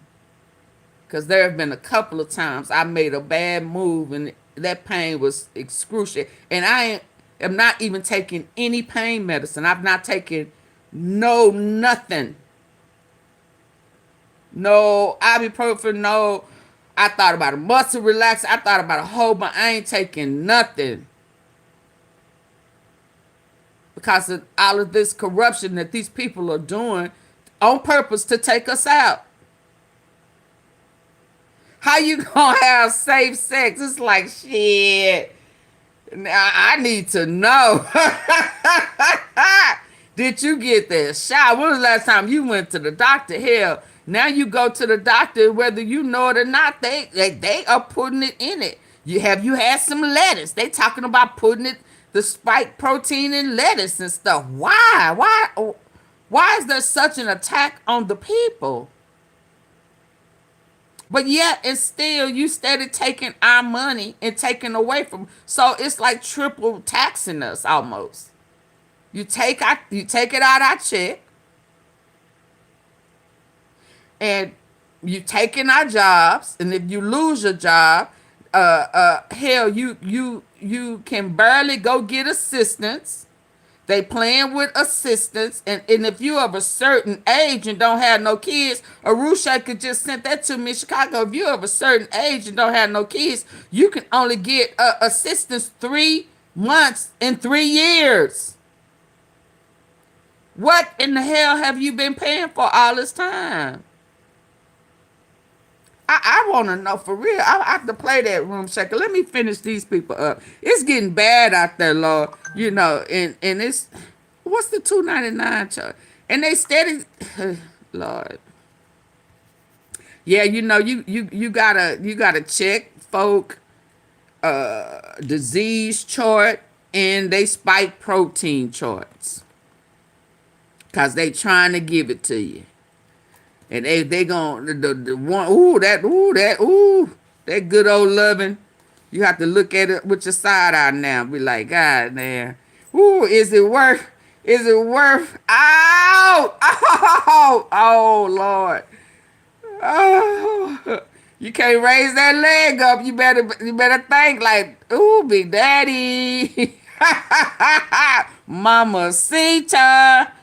She give good love. Is it worth getting that spike protein for? I don't know, y'all. I ain't lying. Hold on. Let me. Foreplay comes with paperwork. I wonder, do you get it with kissing? You know, because some people, kissing is their love language. It's like, God dang, can we kiss? It doesn't have to be. Oh Lord, they done spike the sperm. God dang.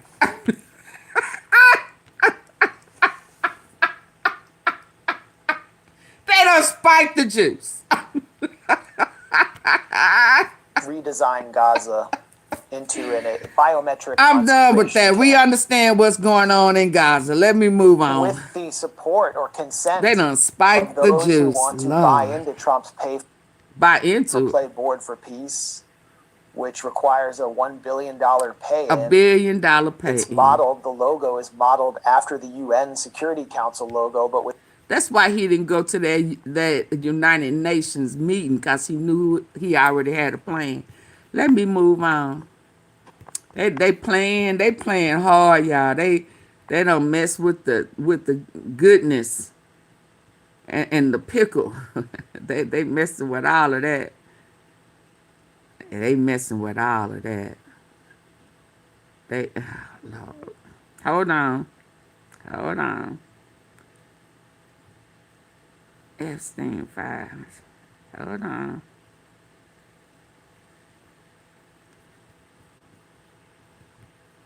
Where is what Room Shaker sent me? Hold on.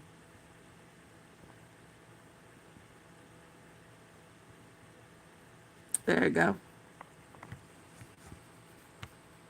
A man who works hard, sweats hard. Old Spice, swagger, fight, sweat. They trying to kill us off. Changes to SNAP benefits begin in May. It's going to be harder for individuals without dependents to get food assistance. However, applicants only have until this Sunday to file for an exemption to the new rules. Man Yi with the Greater Chicago Food Depository joins us now. Thank you so much for being here. There are new nuances with these rules. So explain how they're different from what we were used to before. Yeah, so there are two main dates that we really need people to understand. So first, the date that's coming up is February the 1st. In a few days' time, anyone between the ages of 18 and 64 who do not have a dependent under the age of 14 must now work or volunteer or be studying a minimum of 80 hours a month in order to keep their benefits. Or they need to be able to prove that they qualify for an exemption.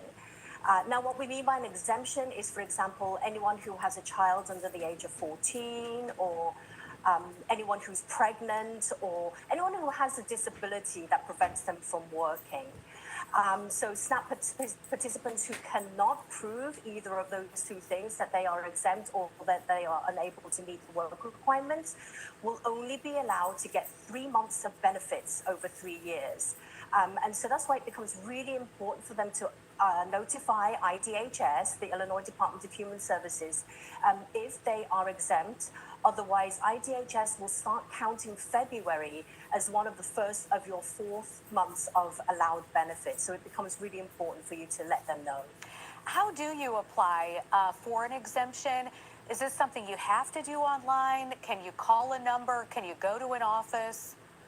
Yes, we've made it really, really simple. We've been working with IDHS to make it really simple for people. So you can go to saveoursnap.org. That's saveoursnap.org.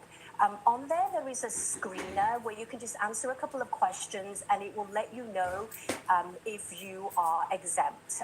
If you are exempt, then it will provide you with an exemption form that you need to fill out and then send to IDHS. Even though you may be exempt right now, don't assume that IDHS has all of your most updated information. So it becomes really important to fill out that exemption form. I don't want to pay. I don't want to pay for that. I don't want none of that stuff coming out my check no What more. are your options?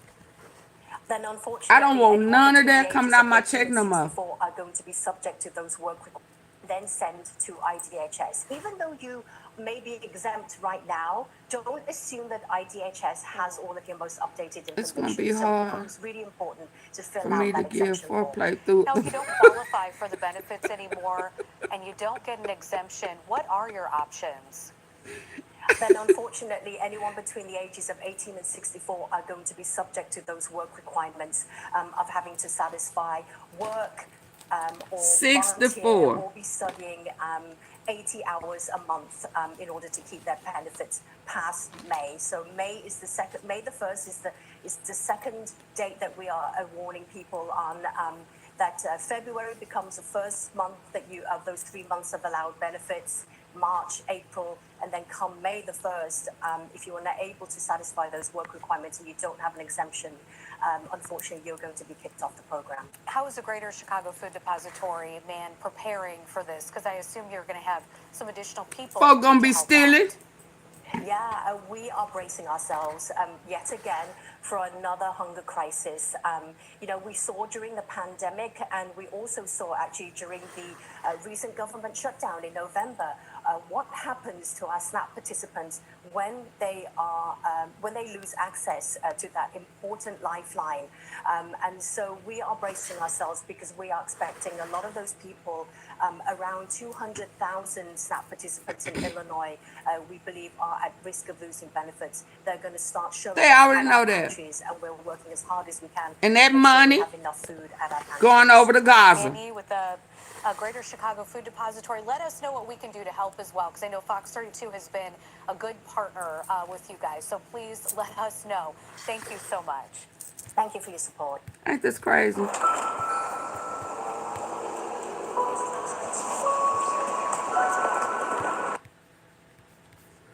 They better get his ass out of office. What is this? I want to know what the major breaking news is. Trump runs the world like a mafia boss. He sure do. But somebody need to... I'm trying my best not to say what I want to say, but I'm like, where the thugs at? Where the thugs at for real? Where they at? He been pulling too many stunts to still be walking on this earth. Like what we doing? What we doing? How is this possible? Where the thugs at? Where the mob at? What? Hold on.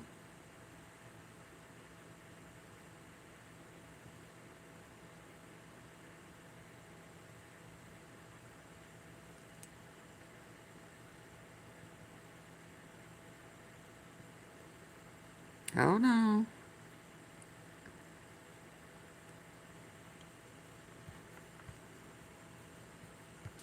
Y'all, come on, get the lights up. Excuse me.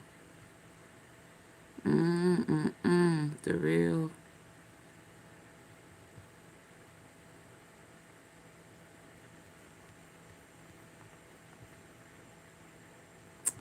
That's too long.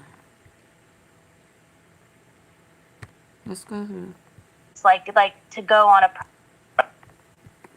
I'm talking to Ellie Leonard, folks. She is the Panicked Writer, a fantastic Substack. Please subscribe. She has a special on. It's called the Terrible Capitalist Special, where $3.75 a month, which is super cheap. I'm going to put the link below. So this is Ellie, and as you know, Ellie has been on the show before. People love her. She is a professional transcriber, amongst many other things, and she has gone through every single published Epstein document, and not just gone through it, but analyzed it and posted it on her fantastic Substack. And so today, I'm calling this the Epstein Files. Donald Trump, Michael Cohen, Katie Johnson, and Sasha Riley. So we're going to go through all of it. And I think because a lot of people have asked, Sasha Riley, what's that? Katie Johnson, who's she? What's happening with Cohen? So let's just start with the Michael Cohen of all, because it was big news, I think, over the weekend. I don't even remember. It was late. Right? I went on late. Lev was driving back home. Zev was like, I want to talk to you, bro, but my wife will divorce me.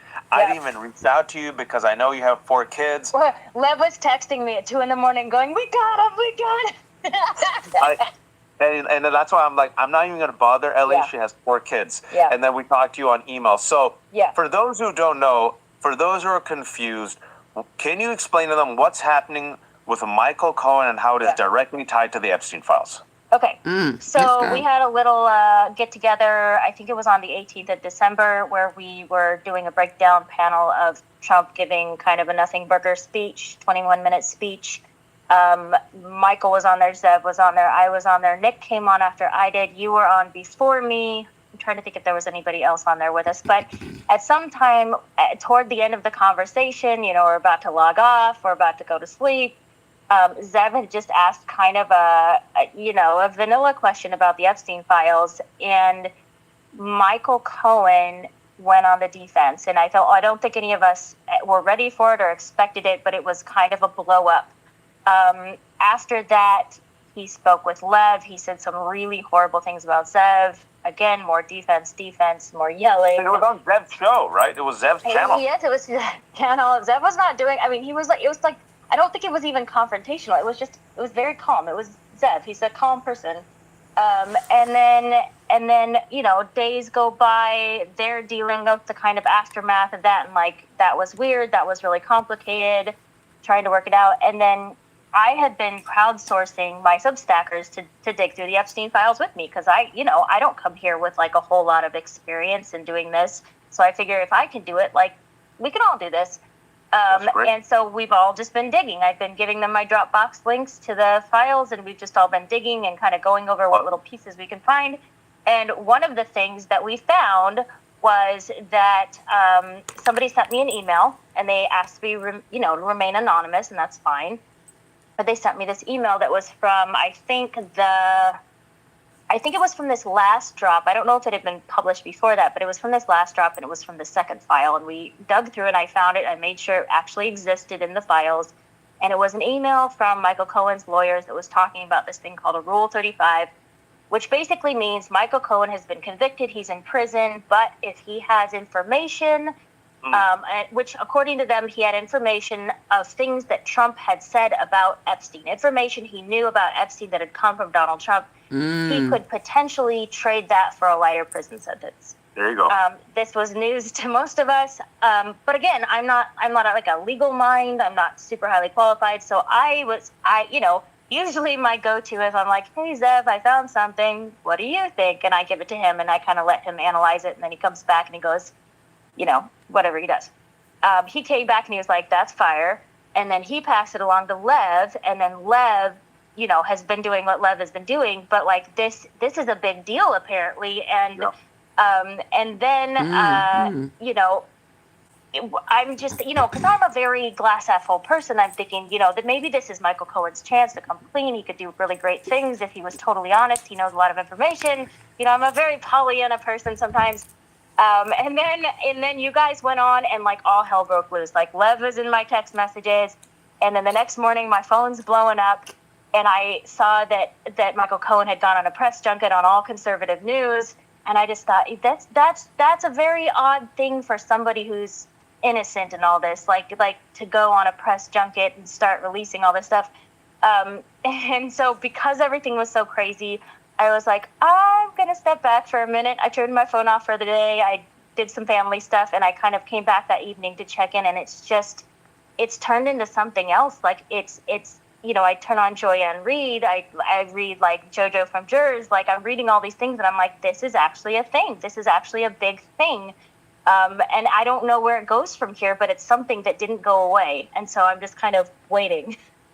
Yeah, and what happened was Michael Cohen, then goes on his Substack and posts a piece that went viral on right-wing media and seemed very coordinated, because then Donald Trump responded to it.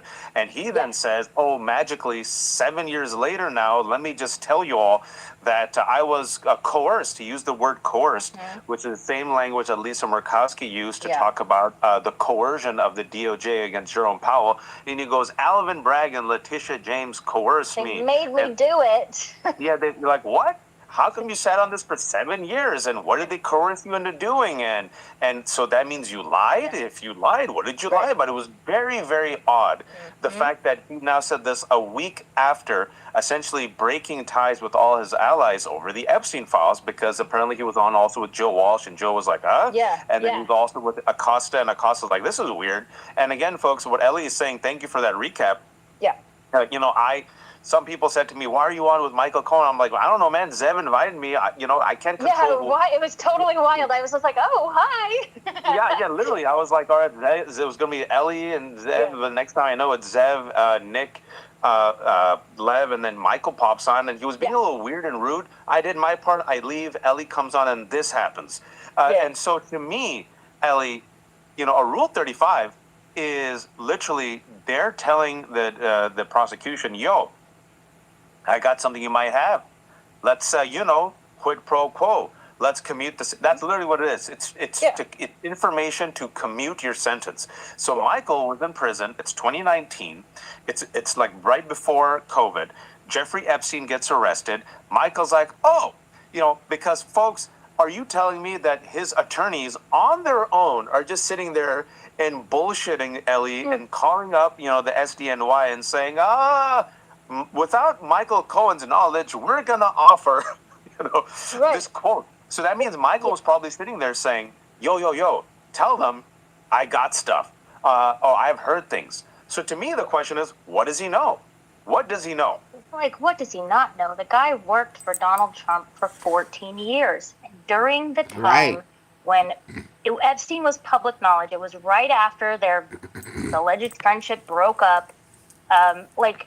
Trump is not a quiet person. Michael Cohen, it was his fixer. Like, there's, because originally, when we were first talking, he was saying he'd never heard, like, the name Epstein come out of Trump's mouth in the entire time they knew him. And I was like, that feels impossible. Like, that just, and I remember thinking, like, you didn't even need to say that. I would have believed you more if you hadn't said that. But now that you're saying that, I don't believe you anymore.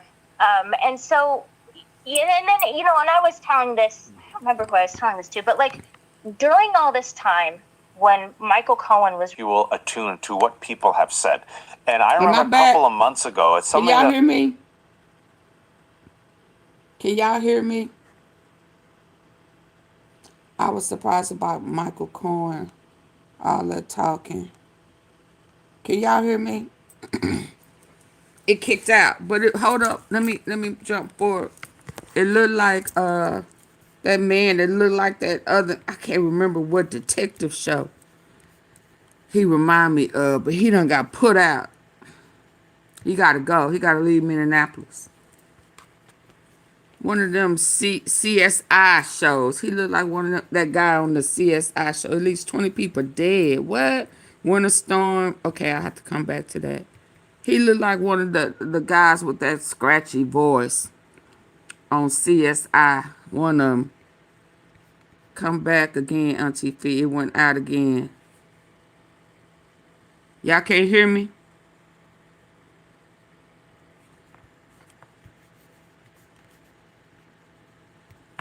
Am I back, Naturally Nautilus?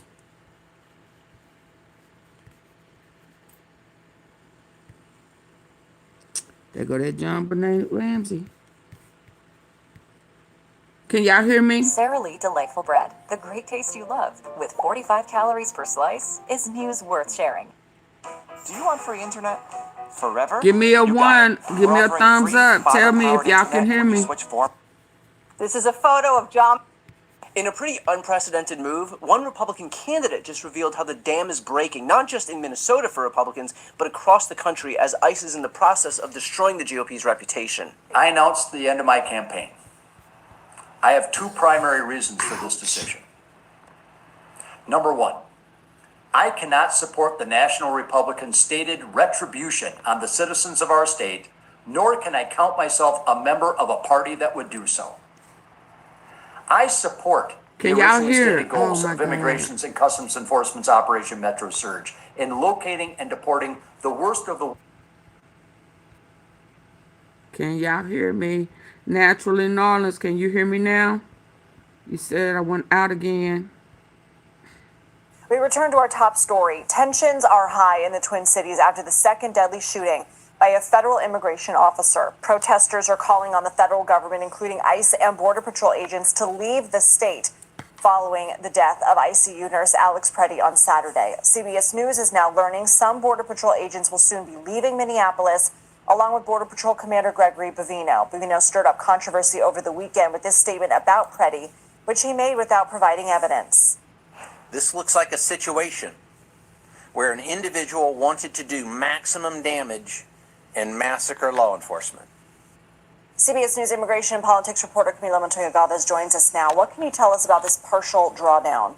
Look, that statement we just played from Commander Ravino has caused a lot of frustration and anger at the Department of Homeland Security, I am told, because many in the department already believe that the agency is facing a lot of backlash because of growing discontent over ICE and Border Patrol activity across the country, but especially in Minneapolis, and they're concerned that making statements like that without any basis in fact and before a full investigation actually takes place is not just inflammatory, but also undermines credibility in the department. And so there has been some growing concern about not just the tactics of Gregory Bovino and his Border Patrol agents who have been conducting more indiscriminate stops across many U.S. cities, Chicago, Los Angeles, now Minneapolis, compared to ICE, but also his rhetoric, including that allegation that Alex Preddy, again, without evidence, wanted to massacre federal agents. So now he's going to be returned to his original job, which was to be the lead Border Patrol agent in the El Centro sector along the U.S., California, and Mexico border.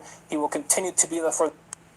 That major shift is apparently happening, and some clarification, because this is a very fluid, a very dynamic situation right now, but we are learning new information about exactly what that pullback looks like. This, a post on social media from our Fox News team, Bill Maluzhin, talking about multiple federal sources confirmed to Fox News that Border Patrol Commander Gregory Bovino and some, not all, of the Border Patrol agents will be leaving the state imminently, and we'll see exactly what that means. We heard in court earlier on today that there were some 3,000 federal agents involved in this immigration crackdown, 2,000 on the Border Patrol side, 1,000 on the ICE, the other way around, 2,000 on the ICE side, 1,000 on the Border Patrol side. Let's continue our conversation right now here on Live Now and bring into Wall Street Journal immigration reporter Michelle Hackman. Michelle, thank you so much for joining us here on Live Now from Fox. Obviously, this is just breaking. This is just happening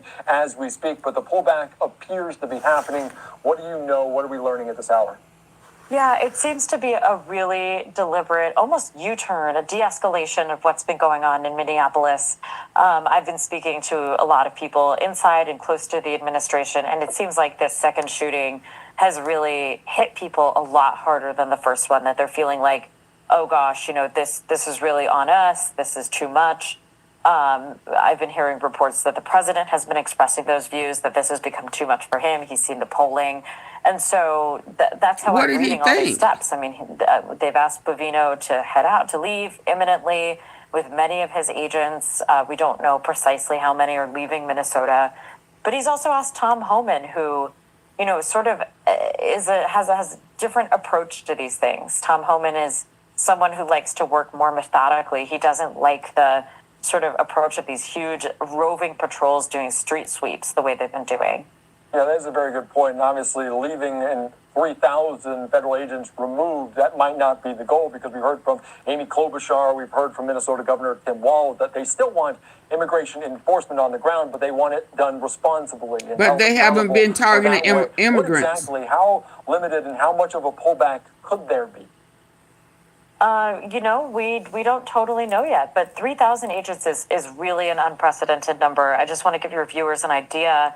In Chicago, when we saw this huge deployment, that was 300 Border Patrol. And by the way, that's a city of about 2.5 million people. This is a city a fifth of that size, and there are 3,000 agents sort of roaming the streets here. Yeah, that is a very good point in terms of that. Let's get back to the other news that we learned this morning from the White House, from President Trump, that Border Czar Tom Homan would be taking over the commands there of ICE, Border Patrol in that region. In terms of what he brings to this, what is this shift? What does this he's being move suggest from President Trump? Again, Border Czar Tom Homan would be taking over the commands there of ICE, Border Patrol in that region. In terms of what he brings to this, what is this shift? What does this hit the like button, double tap, hit the three dots at the top. This definitely suggests a course correction. There has been a long ongoing battle inside the administration between Tom Homan and Kristi Noem, the Homeland Security Secretary. What we've seen in Minnesota and places like Chicago and Los Angeles were her vision of what immigration enforcement should look like. A little chaotic, very public, flashy. Tom Homan, again, has been the voice in the administration arguing that ICE should really be focused on immigrants with a criminal history, people with final orders of removal. That's what they said. He's lied been advocating a sort of more methodical, but in some people's view, a slower approach to enforcement that until now was disfavored. And it seems like things are sort of changing. And you mentioned Kristi Noem, the Department of Homeland Security Secretary. What is her standing right now? She's come out and obviously defended Border Patrol after that shooting, the fatal one of Alex Preddy. You can't Where hear. does she stand with the president?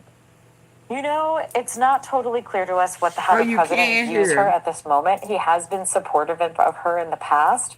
We have seen Republicans breaking ranks in Congress, more Republicans. We had James Comer, the head of the Oversight Committee, calling for DHS to leave Minnesota.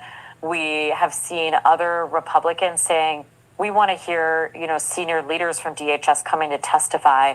Those are signs that Republicans are breaking ranks and are not totally supportive of the administration. Yeah, and obviously some things still might be able to change, but this also comes after President Trump spoke with Minnesota Governor Tim Walz earlier on today. They said they had a productive call. This is the Post.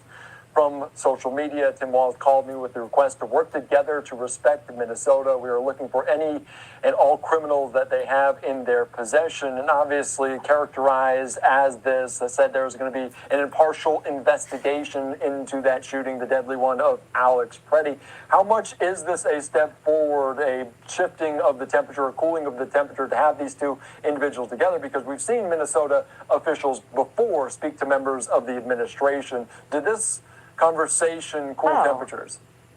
Yeah, I mean, you have to think about what came before this. I mean, Trump basically sent these agents to Minnesota to punish Tim Walz, to punish him for this massive welfare scandal that's been happening in his state under his watch. And you know, Trump essentially ended Tim Walz's career. I mean, first of all, he beat him in the 2024 election. He essentially forced him to quit running for re-election in his own state. And so the fact that now Trump is sort of being conciliatory to Tim Walz and giving him conditions that are sort of eminently meetable conditions to do a drawdown of agents there seems like a changing course. Yeah, that's a very good context, because it was just over a year ago that they were facing off in this race for the White House. You mentioned some of the kind of nature, the sentiment for Republicans. We had a GOP gubernatorial candidate, Chris Mandel, drop out of the race based on the fact of what happened over the weekend. Are we seeing that? Is that going to continue the trend amongst other members of the GOP, questioning and potentially trying to hold some of these accountable? Have we seen that sentiment shift already, and will it continue? You know, that was a pretty extreme case. That was a candidate who was running as a Republican and said he just couldn't stand for what was going on. I don't think we've seen anything quite like that, but you have Kevin Stitt, who's the Republican governor of Oklahoma, the head of the Republican Governors Association, coming out yesterday and saying the president's being given bad advice. I think you're seeing more and more people say things like that they really want to change in course because people are afraid for the midterms. If you saw the news, but Fox News is claiming President Trump is declining in the polls. And President Trump responded, says Fox News polls can't be trusted. So now, Newsmax is conducting its own. Yeah, people are obviously, that is a very crucial one in 2026, just later on this year. I do want to ask you, because we've seen different immigration crackdowns in different cities. You mentioned Chicago, this one in Minneapolis. What comes next in terms of this? Do they just shift to a different city, or could this be kind of tempered around the country? It's really a good question. Until now, we've seen ICE sort of stage one massive operation after another. Los Angeles, DC, Chicago. Right now they're running a sort of smaller scale operation across the state of Maine. I still think we'll see ICE operations, but I wonder whether they're going to be smaller, sort of less flashy, less militaristic. Yeah, and I want to ask you about it, because you talk about this with ICE and Border Patrol, obviously sometimes confused by the general public, and rightly so. Do they separate themselves a little bit in the aftermath of what happened in Minnesota? Yeah, I think there is a strong sense. I mean, there was always a strong sense among ICE officers that Border Patrol shouldn't be doing interior enforcement. That's not their training. They're trained to be at the border. They're trained to almost do like these rugged mountain chases. They don't often interact with U.S. citizens. And so there's been a lot of frustration that they've been allowed to operate so freely and even sometimes lead these operations in major American cities. And I think you might see a reversal there. All right, I want to get back to what happened over the weekend with Alex Preddy, because we did see, obviously, a judge over the weekend say that the administration, federal agents, they wouldn't be able to alter or destroy evidence. We heard more information about potentially body cams being worn by some of these federal officials involved in that skirmish, that confrontation that led to the death of Alex Preddy. What do we know about that? How will they be involved, those body cams, in this investigation? Yes, so DHS confirmed this morning that those Border Patrol agents were wearing body cam footage, and there is now video from multiple angles of the shooting. The Homeland Security Investigations, which is a sub-agency of DHS, is leading the investigation, and we've been told that they're taking into account those body cam videos as part of their investigation. Will the general public ever see some of that? Because you see it with different police departments, but they're not at the federal level more so when some of these happen. Will the general public be able to ever get a glimpse of those final moments? God, I hope so. But I think it'll take time. Yeah, obviously everything is kind of moving at its own pace. Obviously, we saw that today with developments with Tom Homan, with Border Patrol potentially a pullback there. All right, Michelle, anything else we're missing? Anything else you want to note before I let you go? I think. Okay, hold on. Get the likes up, please. I can't argue with y'all today. Please get the likes up. Let me see what he's saying. Trump suffers a huge loss in Minnesota. Number one, I cannot support the National Republicans' stated retribution on the citizens of our state, nor can I count myself a member of a party that would do so. I support the originally stated goals of Immigrations and Customs Enforcement's Operation Metro Surge in locating and deporting the worst of the worst from our state. And I've seen many examples of ICE arresting non-U.S. citizens in Minnesota convicted of serious crimes, including murder, rape, and child sexual assault. No reasonable person should want these people here, and I am glad that they are gone. No, but Operation Metro Surge has expanded far beyond its stated focus on true public until y'all safety get threats. Trump out, don't talk to me about no. United States citizens, particularly those of color, live in fear. United States citizens. Stop playing in our face. Stop playing in our face. We want the Epstein files. Y'all ain't said nothing about them. Y'all have not killing caused major rift. Yeah, no. I want the Epstein files. Miss me with that. Now, what is this? Sure it is. Before I go back to the Epstein files. Cosmetics just came out with new shades of my favorite product, and I am obsessed. It's been clear that the president and his family have been profiting hugely during Mr. Trump's first year in office. But today, the New York Times editorial board published an estimate of just how much they've raked in over the past 12 months. So you're telling me that this reality star turned president and his family have only enriched themselves further since he It's been clear that the president and his family have been profiting hugely during Mr. Trump's first year in office. But today, the New York Times editorial board published an estimate of just how much they've raked in over the past 12 months. So you're telling me that this reality star turned president and his family have only enriched themselves further since he took office? I'm shocked. I am shocked. Shocked. Well, not that shocked. Now, the New York Times just put forward an investigative piece that showed just how corrupt Trump is, just how big the grift is. As we know and we've been reporting, he's been trying to make money over. Now, the New York Times just put forward an investigative piece that showed just how corrupt Trump is, just how big the grift is. As we know and we've been reporting, he's been trying to make money over sitting in that Oval Office. Doing according nothing. to the New York Times, he has made $1.4 billion just this 1 year since he has held office. So much more than amounts he made from his prior ventures, such as his reality TV show, The Apprentice, and any other businesses combined. He has made 1 year over the fact that he's borrowing power given to him, unfortunately, by the majority of the American people. Now, they say and make a point of saying this is only money that they can actually account for. Never mind all the corporate grift that we see that they're not counting. The amount that they are counting comes up to about $23 million from Trump licensing his name overseas since his reelection. Only since his reelection, $23 million. Now, the problem of that, of course, is that a lot of that has to involve foreign governments. They have to approve these licenses. So you have Trump dealing with foreign affairs and at the same time making money off of which of those governments approve licenses that he makes money for. Then you have $28 million that Amazon paid for a documentary about Melania Trump. So much more than the second highest They bidder, said that was a and so flop. much more than they typically pay for a documentary.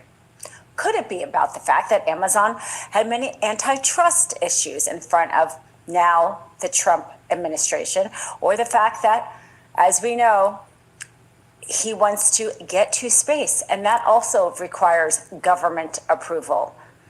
Now, major tech and media companies, according to the New York Times, also have paid $90.5 million to Trump in settlements. As we know, he sued over his 60 Minutes. The idea that they edited the interview, like all interviews get edited, and they went ahead and paid it. They paid it because they wanted the FCC under Trump to approve their $8 billion with Skydance, which Trump did after, of course, they were paid by. He been stealing. We know that. We let's get to the Epstein stuff.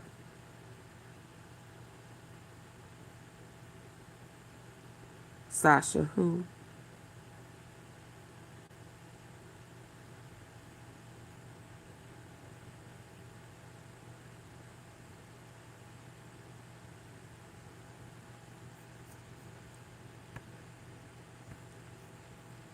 Not one.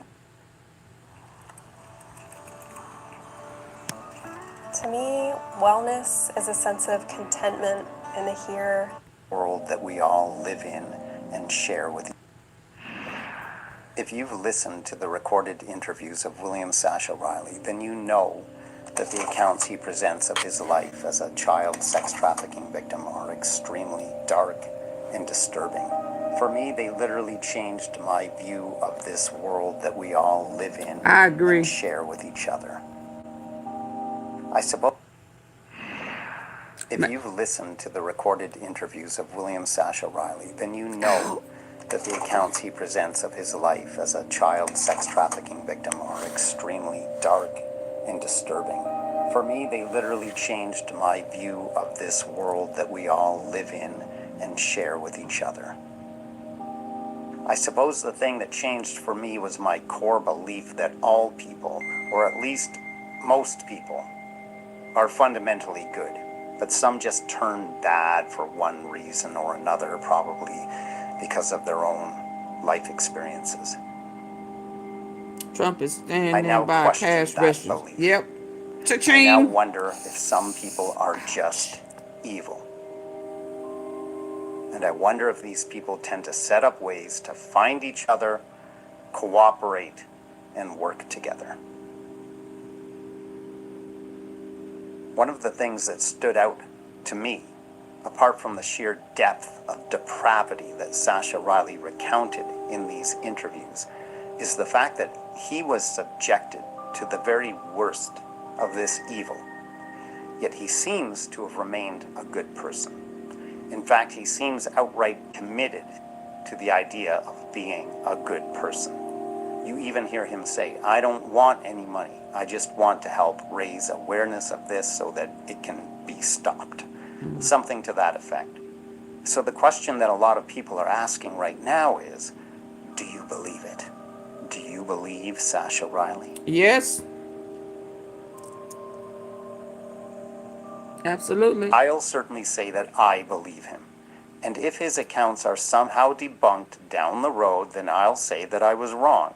As I've been known to say in the past, if you want to be right most of the time, then you have to accept that you will be wrong some of the time. Absolutely. If the time comes, I will be willing to accept that.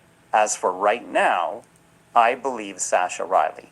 And I don't even need to go over why I find Mr. Riley to be a very compelling witness. There's the consistency, the vividness, the details. These things are subjective anyway. Maybe someone else wouldn't perceive the same degree of authenticity. But I, for one, do find the man identifying himself as William Sasha Riley to be a very credible and convincing witness. But let's step outside of this set of 6 interviews that were posted on Lisa Volding's Substack account, apparently in late November of 2025. And let's turn to the evidence presented by an entirely different witness, an inside man, if you will. A man whose name we all know, Jeffrey Edward Epstein. Let's go. I want to remind you of a very critical fact that we gather from thousands of pages of documents and emails from Jeffrey Epstein's estate released by the House Oversight Committee in November of 2025. In those documents, Jeffrey Epstein repeatedly expressed highly negative opinions of Donald Trump, describing him as evil, nuts, and dangerous. These communications were part of over 20,000 pages of emails and documents released in November of 2025, which detailed a soured relationship between Trump and Epstein following a falling out that took place years prior. The emails were sent to various recipients, including Ghislaine Maxwell, journalist Michael Wolff, and former Treasury Secretary Larry Summers. Here are some of the more notable Epstein quotes about Donald Trump. Evil beyond belief. In a March 2018 email, Epstein wrote regarding Trump, "I told everyone from day one, evil beyond belief, mad, it's obvious he could crack. Not one decent cell." In an email to former Epstein following a falling out that took place years prior. The emails were sent to various recipients, including Ghislaine Maxwell, journalist Michael Wolff, and former Treasury Secretary Larry Summers. Here are some of the more notable Epstein quotes about Donald Trump. Evil beyond belief. In a March 2018 email, Epstein wrote regarding Trump, "I told everyone from day one, evil beyond belief, mad, it's obvious he could crack. Not one decent cell. Belief, mad, it's obvious he could crack. Not one decent cell." In an email to former Obama White House counsel Catherine Rumler, Epstein said of Trump, "I have met some very bad people. None as bad as Trump. I tried to tell Not y'all. one decent It came cell from in his Epstein. body. So yes, dangerous. Borderline insane." In December of 2018, Epstein described Trump to a contact as borderline insane. Diagnosed with Crohn's disease and struggling with your symptoms? It's not too soon to talk to your doctor about an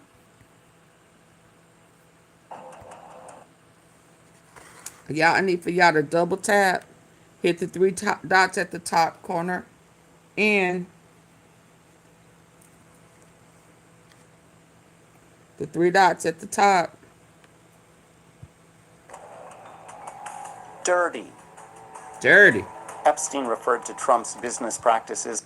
Oh, I thought he was saying he was dirty because he couldn't keep his diaper clean. Epstein referred. Dirty diaper. Y'all double tap, please, the face of your screen and hit the three dots at the top corner right. There's three dots up there. If y'all can hit those three dots and take you to the, hit the like button, I would greatly appreciate it.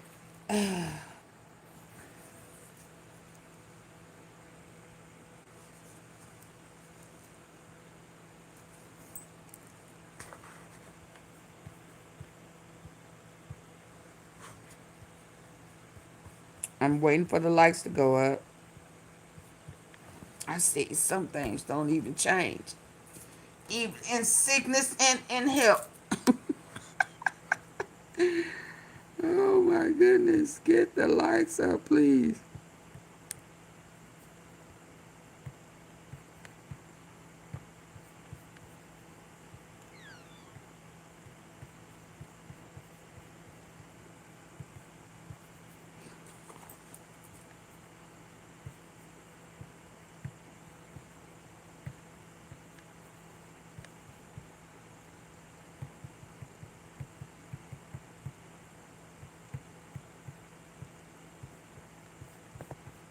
Can I get y'all to hit that like button for me? Hit the like button for me. Welcome to Fame Under Fire with me, Anushka Matanda Dowty. Now, just a What just warning, we happened? have a pretty heavy They not ready for the sex dungeon. They not ready for this one. No, no, they ain't got the lights up for that. Where you? Let's get on back over here. They ain't ready for the Epstein like the. No, y'all definitely y'all can't get the lights up for this. We're going on the Ninja Creamy Auntie Diet. P, did you Scoop, say soft sex serve, and dungeon? crazy good. They had a sex This is an everyday dungeon. invitation to feel alive. It's a multivitamin and a mindset. So nourish your mind and your body with it daily. Sex In dungeon? Epstein described Trump to a contact as borderline insane, dirty. Epstein referred to Trump's business practices as dirty in an August 2018 email stating, "You see, I know how dirty Donald is. I am the one able to take him down." In a 2018 text exchange, when told that people were trying to take down Trump, Epstein replied, "Yes, thanks, it's wild, because I am the one able to take him down." As we all know, Jeffrey Epstein was found dead on August 10th, 2019, while in federal custody at the Metropolitan Correctional Center in New York. Official investigations by the Department of Justice, the FBI, and the New York City Chief Medical Examiner concluded his death was a suicide by hanging, even though there really wasn't anything one could hang oneself from in Epstein's jail cell. Nothing. The autopsy revealed multiple broken neck bones, including the hyoid bone. Epstein's brother and some of his legal team hired pathologist Michael Baden, who argued the injuries were more consistent with homicide than suicide. Jeffrey Epstein, the man who declared, "I am the one able to take him down," turned up dead while in custody in a New York correctional center during Donald Trump's first presidential term. What do you think? Just a coincidence?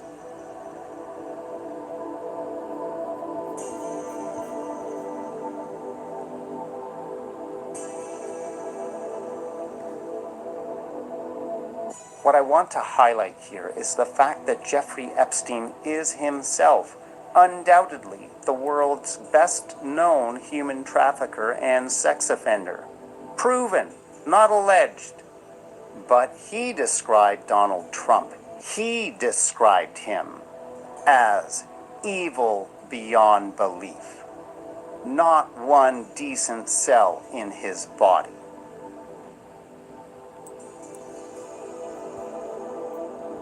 On August 10th, 2019, while in federal custody at the Metropolitan Correctional Center in New York. Official investigations by the Department of Justice, the FBI, and the New York City Chief Medical Examiner concluded his death was a suicide by hanging, even though there really wasn't anything one could hang oneself from in Epstein's jail cell. The autopsy revealed multiple broken neck bones, including the hyoid bone. Epstein's brother and some of his legal team hired pathologist Michael Baden, who argued the injuries were more consistent with homicide than suicide. Jeffrey Epstein, the man who declared, "I am the one able to take him down," turned up dead. That right there is enough for me. He wasn't supposed to have all of this orange in there. I don't believe it. And he was sitting down here on the ground, on the floor, on the mattress. Why he had that extra mattress in there? And why in the world, if he was on suicide watch, would he have all of these orange sheets? Who authorized all of those orange sheets?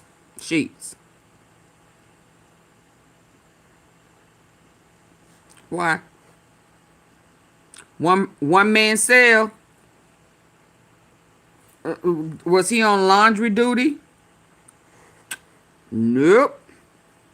No, there's just no way you can make me believe that no one has questioned why he had all of these sheets in his room at the time of supposed unaliving. How, Satoya? Nobody. One man cell. Don't make sense. Custody in a New York correctional center during Donald Trump's first presidential term. What do you think? I think it's Just bullshit. a coincidence? I think it's bullshit.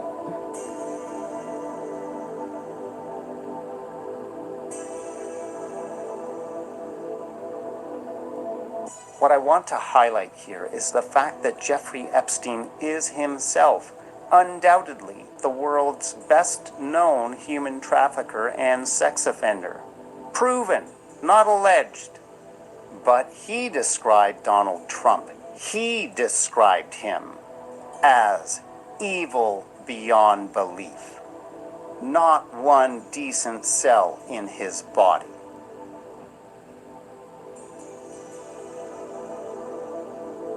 So ask yourself this.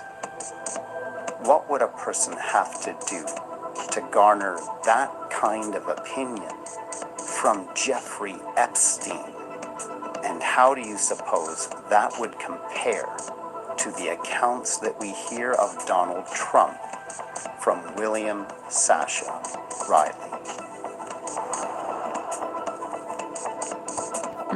Hold on. Why? Who is?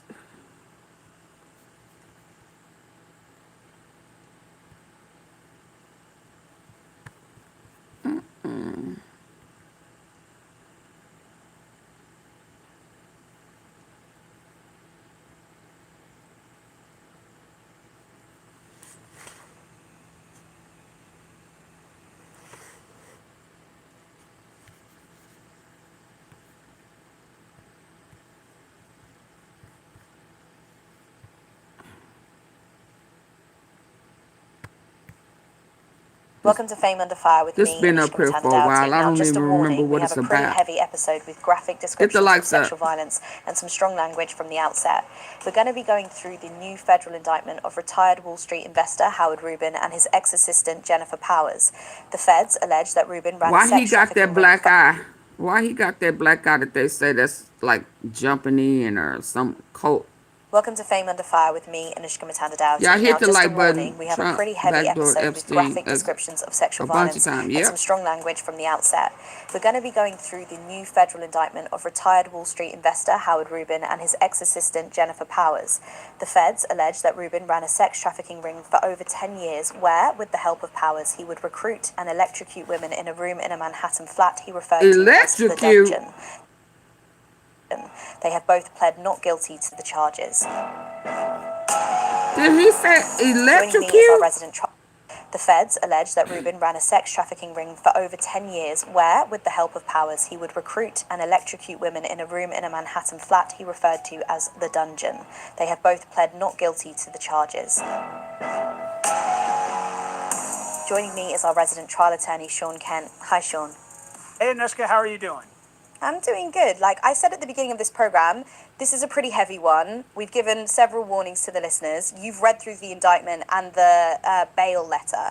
I just want to point out where I found this. I first saw this on TikTok, and it was going viral with people drawing parallels between these charges and Jeffrey Epstein.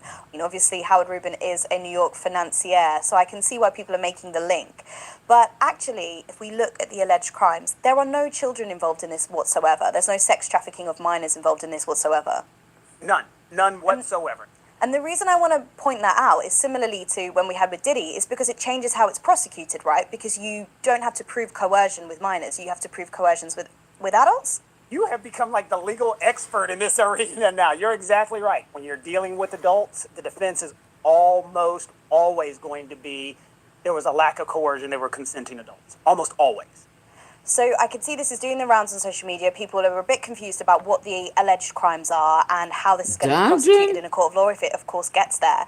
There are conspiracy theories. We've heard this before. We heard this all the way through Diddy. But this is a federal indictment. And so we know what the US government are actually alleging. 10 counts plus a bail letter that gives us even more detail. But Sean, I haven't actually said the word federal indictment in a long time. Can you just remind everybody what that actually is? A federal indictment or any indictment is just a charging document. It's a piece of paper that puts the defendant on notice on the charges that the federal government is trying to get against them.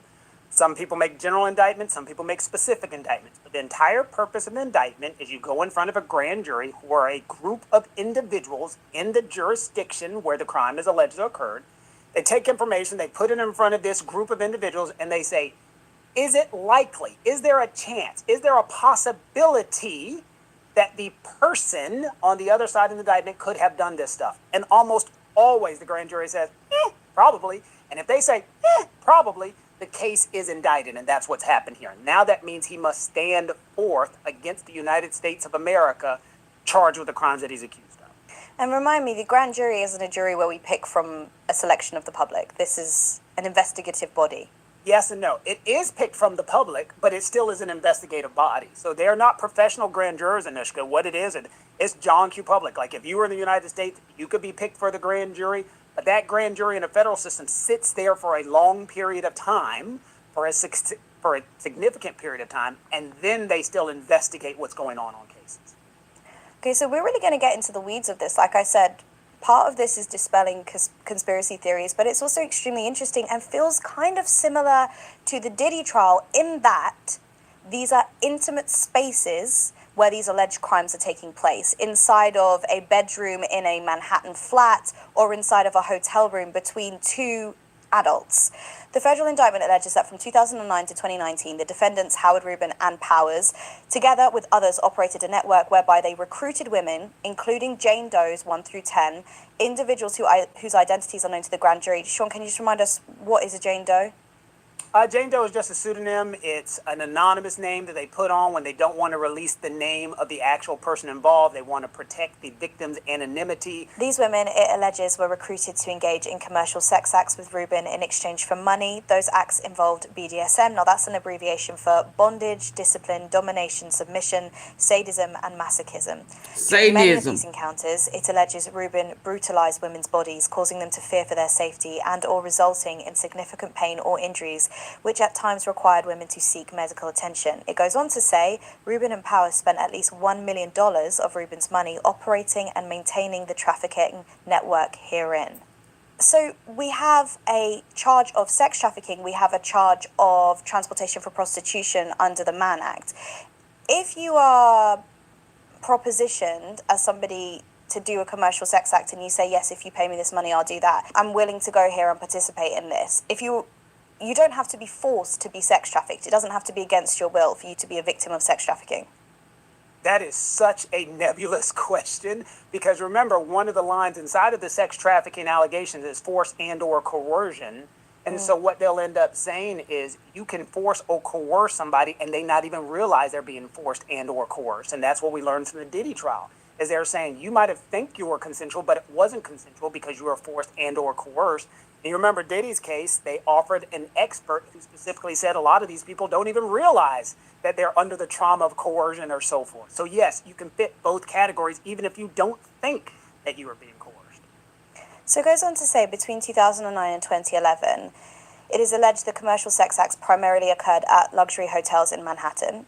Prosecutors say in 2011, Howard Rubin and Jennifer Powers transformed one of the bedrooms in the penthouse, so they have a penthouse, into a sex dungeon that was painted red and soundproofed, had a lock on the door, and was furnished with BDSM equipment to which women could be strapped and restrained and contained devices to shock or electrocute them, among other items. Hey, Joseph. The pattern that's laid out is these women were approached by Powers and or Rubin on social media, modeling pages, or high-end prostitution networks. Many of them were former Playboy models. They were then flown to wherever Rubin was, at which point they signed an NDA that they did not get a chance to check before engaging in BDSM and sex acts. The indictment says that Rubin materially misrepresented to the women the extent, manner, and or degree to which Rubin would engage in physical and sexual violence. Again, Rubin and Powers have pled not guilty to this. But the fact that these women were approached on different sites, some of them on high-end prostitution network sites by Powers or Rubin, doesn't that directly work against the idea that they're victims? Absolutely. Like, that is going to be the defense. They signed up for aggressive sex, if you will. Yeah, They signed up no. for... Anytime I say no, get this from off my neck. That means get it from around my neck. Let's go here, y'all. Hit the like button, please. Double tap.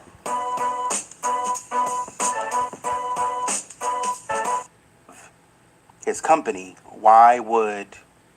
Hold on. Is this where I'm supposed to be? What is this?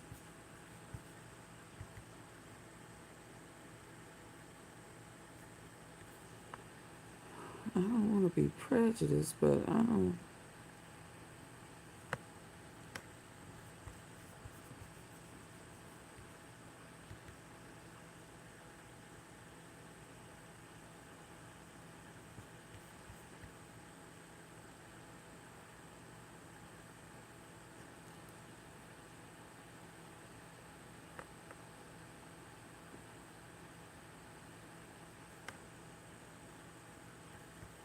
Okay, that's who it is.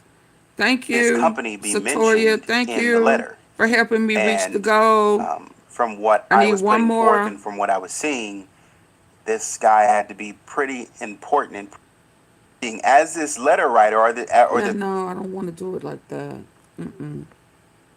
Because I don't know you, sir. I'm sorry. I didn't know John Benet Ramsey dad was a Freemason and into that satanic stuff. But hold on. Hold on.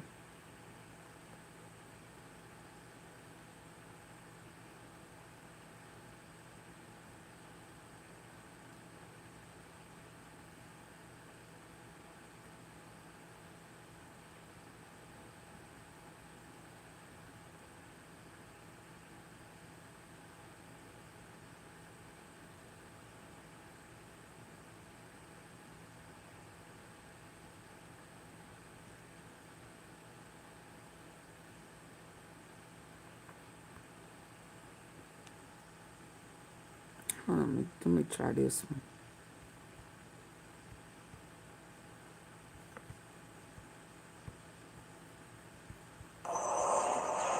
This was some years Hey everybody, ago. Josh here. It's in a World Alternative Media here, and as many of you may know, Ghislaine Maxwell, the alleged groomer of little girls for Jeffrey Epstein, the notorious pedophile who definitely didn't kill himself last year, was recently arrested in New Hampshire for her connection, longtime connection, to Epstein and many very high up elites. And there is a connection that I wanted to bring to you today that should shock you to your core if you understand the ramifications of what this means. Many of you may remember JonBenet Ramsey, who mysteriously was found dead in her home more than 20 years ago. And one of the things that really stands out about that particular case is that it was never solved. The parents were suspects, but were basically let off. And there has been a lot of speculation for years. Many fake people have come out pretending they killed her. And I'm getting to a point here, and many very high up elites. And there is a connection that I wanted to bring to you today that should shock you to your core if you understand the ramifications of what this means. Many of you may remember JonBenet Ramsey, who mysteriously was found dead Look at them in eyes. her home. Ooh, look at them piercing blue eyes. Lord, where have we seen such piercing blue eyes? Oh my God. Oh Lord, please hit the like button, y'all.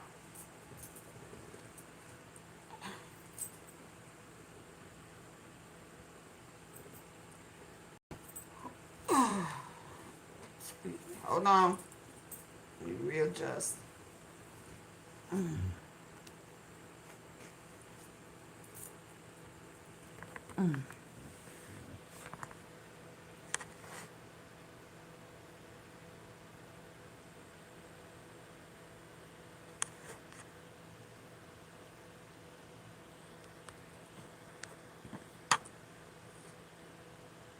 Boy, it's something about them blue eyes.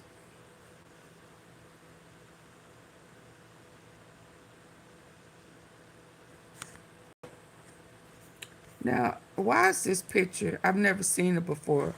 But why is she in front of a man with a belt?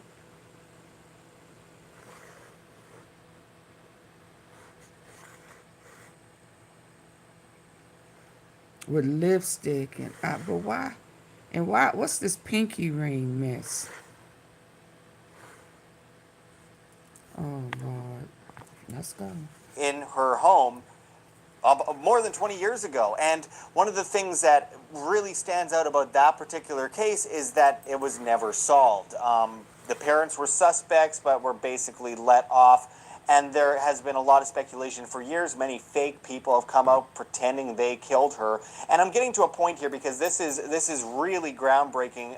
It's stuff that has been out in the open for some time, but people haven't quite put the puzzle pieces together. And with the recent arrest of Ghislaine Maxwell, this should bring to note some of the very strange connections between the cases and some other cases as well. We are going to go into photographs. We are going to go into connections from family to lawyers and more in a moment. But first, make sure to hit that like button and share on social So hold media. on, her eyes wasn't blue here. Am I tripping? When she was standing with her mama. Some of the very strange connections between the cases and some other cases as well. We are going to go into photographs. We are. Them eyes ain't that blue right there, Artie.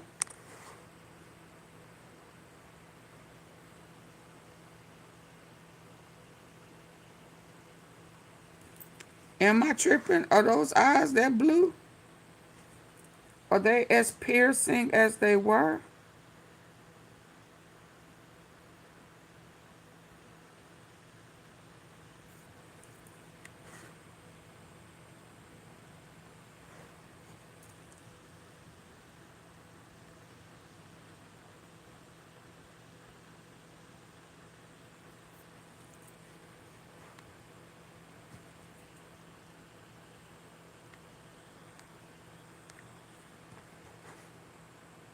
Now, I ain't never seen them change like that. Mm-mm.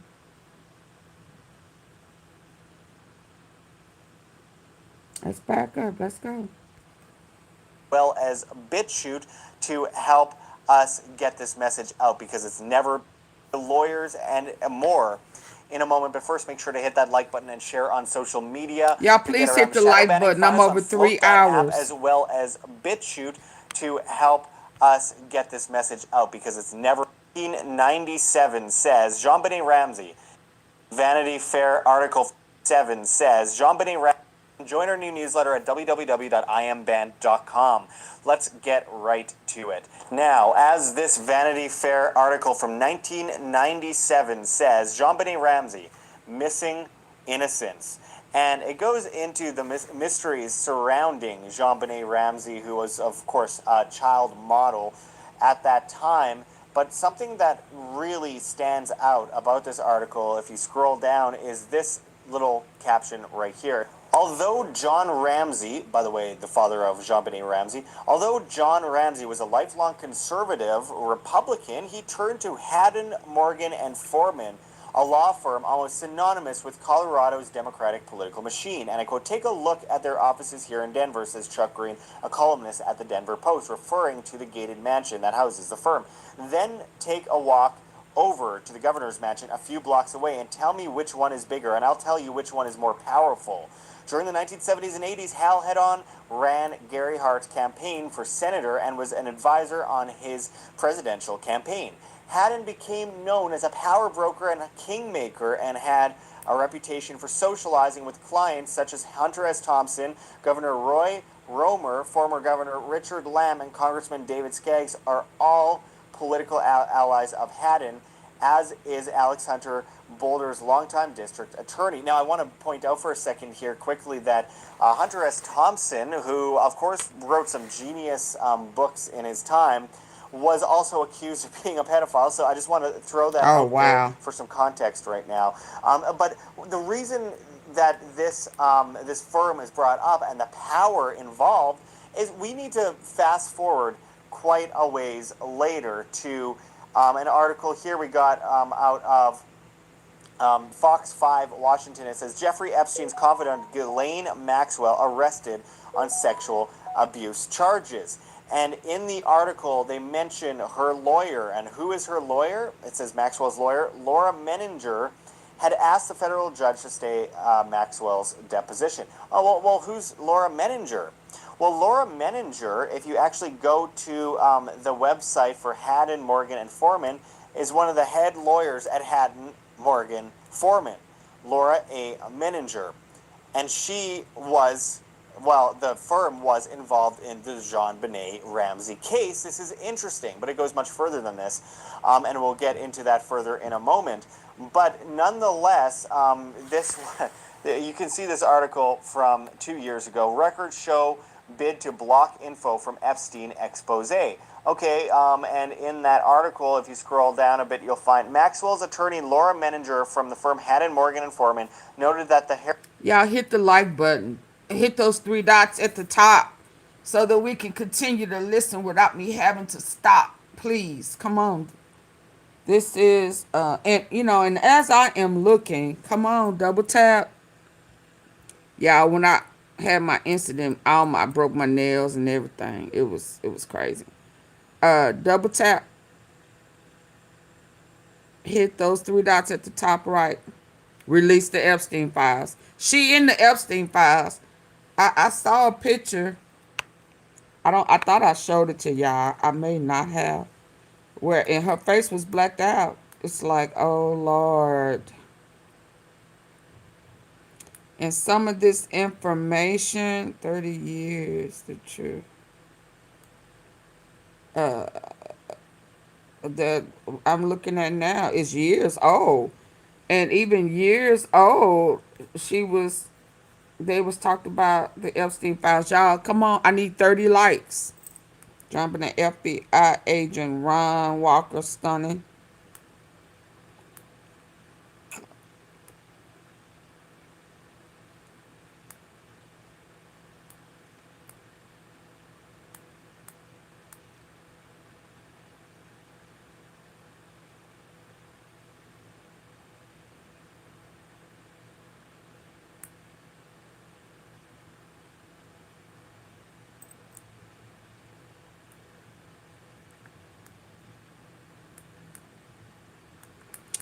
She's been tied to the Epstein files for a while.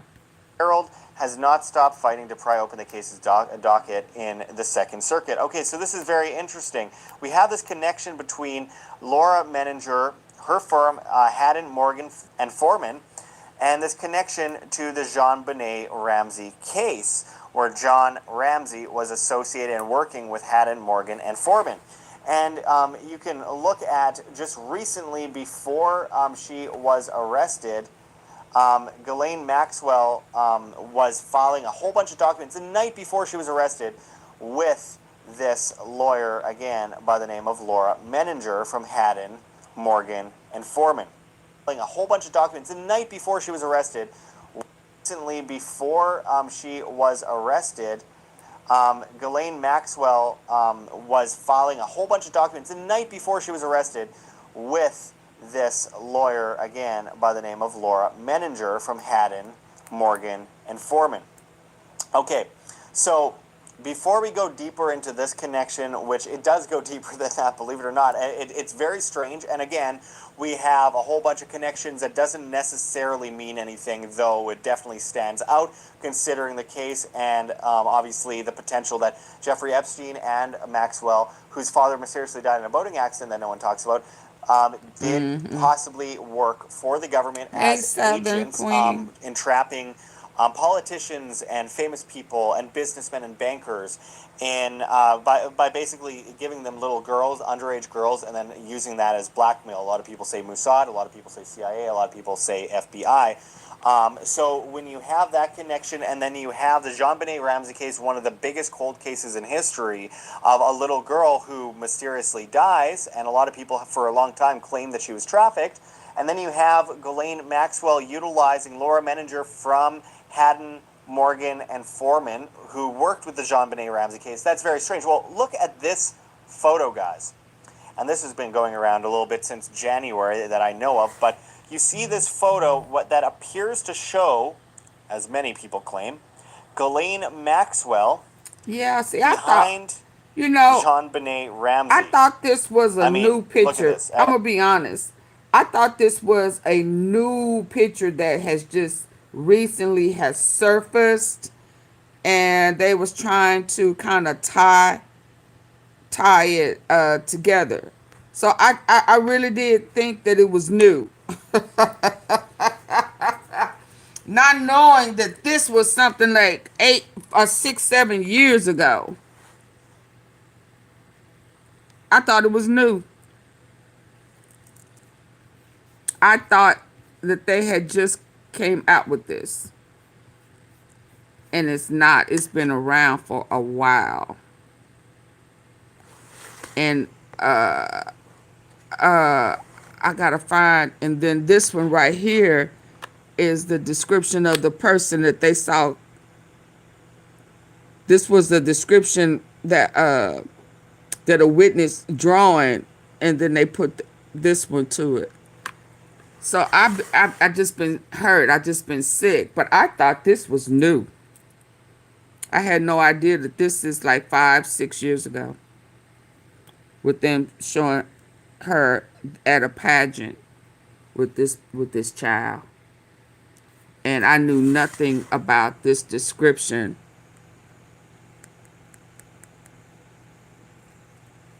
of the woman who grabbed her or did something to her. This, and then we put it to that. She's in the Epstein files. Let's be clear. Maxwell behind JonBenet Ramsey. I mean, look at this. It's very, very similar at the very least to her. But this just adds more to a mounting pile of evidence that connects the JonBenet Ramsey case to Ghislaine Maxwell. Again, the handler for Jeffrey Epstein, who mysteriously ends up dead, tapes deleted in jail last year. The royal family's involvement. The royal family's involvement with Ghislaine Maxwell. Interestingly, Ghislaine Maxwell's connection to Harvey Weinstein, to Bill Clinton, to the princes of Windsor, and also including people like Kevin Spacey and others. It's very strange, and to find a photo that appears to show Ghislaine Maxwell behind JonBenet Ramsey at a function has a lot of people asking, was Ghislaine Maxwell utilizing JonBenet Ramsey in a child trafficking scheme? That's a reasonable thing to ask. Well, it goes a bit deeper than all of this, and I want to bring up something else that really piques a lot of interest, is that John Ramsey, father of JonBenet Ramsey, dated Beth Holloway, mother of another missing person, Natalie Holloway, who many people may remember from the early 2000s disappearing. That is another strange connection, is it not?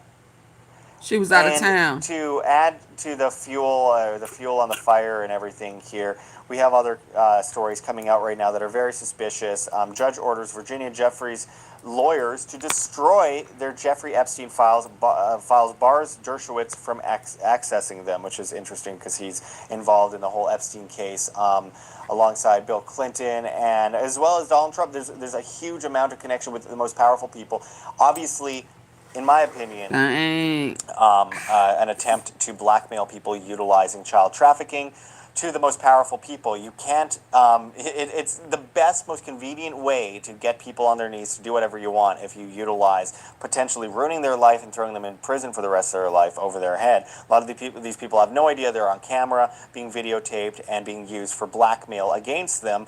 And it goes really deep. Obviously, a lot of you have heard of the Bohemian Grove. There's a long history. The Franklin scandal, the Franklin cover-up of people in government trafficking children. People have gone to jail for this. Not a lot of people, a lot less than should have been in jail at this point for what's gone on. And of course, we have articles like this out of the Daily Mail. Ghislaine Maxwell will be naming names. Jeffrey Epstein's arrested pimp is set to cooperate with the FBI in ominous news for Prince Andrew, and she could be held in prison where pedophiles killed himself, quote unquote. And I like how they put it in quotations. I do want to add that we have ABC News covering up for the royal family the story of Epstein for years. And then we have this thing in this limited hangout. We have this author by the name of James Patterson wrote one of the most best-selling books on Jeffrey Epstein, famously saying, "We're going to throw the book at him while Epstein was still alive," and conveniently glossed over Clinton's involvement while talking about Trump's involvement. And I'm not here to politicize something that's tragic and disgusting, and I don't think politics should play into this at all. But nonetheless, glossed over it and then went on to write a book with Bill Clinton, a friend of his, right after. Limited hangouts are what the CIA, it's a term that the CIA uses for telling some of the truth, but not the entirety of the truth, to distract you from the entirety of the truth. I think that at this point, will they kill Ghislaine Maxwell? Well, she's worth more to them dead than alive, because obviously if she knows names, that's an issue. But Ghislaine Maxwell allegedly was about to name names back in September of 2019 as well. I remember that article going around. I've been talking about Epstein since 2011, 2012. And, of course, called a crazy maniac for that. And then it hit mainstream news, and it was glossed over and covered up as much as humanly possible. He was procuring young women, they'd say. Well, young women. Yeah, That's what the media would say. Yeah, as far as children, the trafficking. underage girls. As far as the trafficking part of it, he was clear. Well, no, not necessarily the trafficking. There was a multiple things going on. The Epstein files is one thing. The Sasha files is a whole nother, because the Sasha files implement way more political party.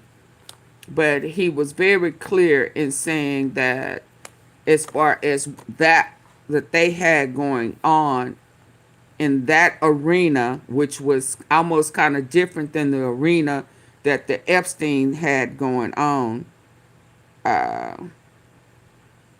Trump was the ringleader in that.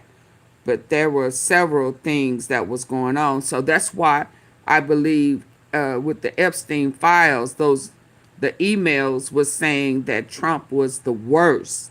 He was disgusting. He just had all these awful things to say about Trump because of to the degree in which he went to cause pain on humans, kids, adults, and even animals. But I think that the Epstein, he was the ringleader over his pimping and the model scam of it on his island. I think they both were ringleaders. But what we're finding out now with Sasha is something different than the Epstein files. So I don't want to run them together. I think with Sasha, because Sasha has more harsh things to say about Trump than Epstein. So they need to kind of be separate to me. But the Trump, they just need to be separate. I don't want to say one is worse than the other, because they both are really, really bad. But we knew nothing about the farms, the kids, to that regards, the bare knuckle brawls, The tea is an eye opener this evening. Yeah, yes, sir. Thank you, Monty. I went through much pain to get up and come bring this tea to you. My lips all dry. Ooh, Lord. It could have Of been course, worse. called a crazy maniac for that. Then it hit mainstream news, and it was glossed over and covered up as much as humanly possible. He was procuring John young Bonet in women, the they'd say. Epstein Well, young files. women. That's what the media would say. No, children, underage girls, flying Bill Clinton on his airplane, I think 26 times, ditching Secret Service about a dozen times at least, and just procuring girls to very big, high-up celebrities. Alan Dershowitz is one of those people. And again, here comes another connection. Alan Dershowitz was a very loud voice in the days of Jean Bonnet's disappearance or death back in the 1990s. Same people. There seems to be a connecting line of coincidences, at the very least, very strange coincidences, unlikely coincidences, connecting the Jean Bonnet Ramsey case to Natalie Holloway, to Epstein, to Ghislaine Maxwell. And I'd be remiss not to do a report on that. Of course, there's speculation. And then the John Ramsey recently reached out to Trump for help on the case. Yeah, like, right. But shouldn't everybody know about this? This has been Absolutely. The amount of coincidences, quote unquote, have been piling up so sky high. It's become absurd to ignore. And we will continue to report on this as we find out more information. But again, and I'll bring up the photo on the screen. Ghislaine Maxwell behind Jean Bonnet Ramsey. Jean Bonnet Ramsey's father, John Ramsey, utilizing Haddon, Morgan, and Foreman, a law firm, who is considered more powerful than government in that region of Colorado, who is considered more powerful than government in that behind Jean Bonnet Ramsey. Jean Bonnet Ramsey's father, John Ramsey, utilizing Haddon, Morgan, and Foreman, a law firm, who is considered more powerful than government in that region. Find out more information, but again, and I'll bring up the photo on the screen. Ghislaine Maxwell behind Jean Bonnet Ramsey. Unbelievable. Jean Bonnet Ramsey's father, John Ramsey, utilizing Haddon, Morgan, and Foreman, a law firm, who is considered more powerful than government in that region of Colorado. And on top of that, And let's be clear. Ghislaine Maxwell utilizing This was Laura 5 years Menninger, ago. Laura Menninger working for Haddon, Morgan, Foreman. Jean Bonnet. This is 5 years old. Dating Beth Holloway, mother of Natalie Holloway. Could all these people have been trafficked? And now Ghislaine Maxwell being arrested, handing Laura Menninger information the night before she was arrested. The FBI allegedly circling the house that she was in New Hampshire right before they took her out. And by the way, how did she escape for so long? I mean, I thought they knew where she was and they were just investigating her and calling her for questions. But there was talk about her being in Brazil, in New Zealand, in Israel, and then in Wyoming, and then in New Hampshire. I mean, it's absurd. People don't get to bounce around that much when they're that much on the radar. You actually believe the NSA, which listens to every word everyone says, can't find Ghislaine Maxwell until now. I mean, she was clearly an agent. The sweetheart plea deal that Epstein got from a certain member involved in the Trump administration, he was told during the transition team meetings that he gave the plea deal after being told that Epstein worked for the government. Again, blackmail operation. Look at his New Mexico ranch. Had cameras hooked up everywhere on the ranch with an airstrip that flew in the Clintons on a yearly basis to stay in the town, which was complete with a schoolhouse, a fake schoolhouse. A fake like an old West schoolhouse. town with a saloon. Y'all please and, hit the like old-school. button. It's sick. So just to recap, A fake schoolhouse. all these connections lead somewhere. If you have any more connections you'd like me to know about, make sure to write in the comments below. And more importantly than anything, share this video, like this video, get it out there. This needs to media networks. We need to continue to call this out. There's some creepy stuff going on. Adrenochrome related, I don't know. Sex related, I don't know. I know it's probably the combination of two, but donate, GoFundMe, stay tuned, keep checking back. And cutting out the views on this controversial content by 70%. She's Last one, y'all, since y'all can't get the likes up. I got one more. I was trying to catch up with you, but, you know, y'all play too much for me. Y'all can't get the likes up. Y'all want to sit and ear hustle.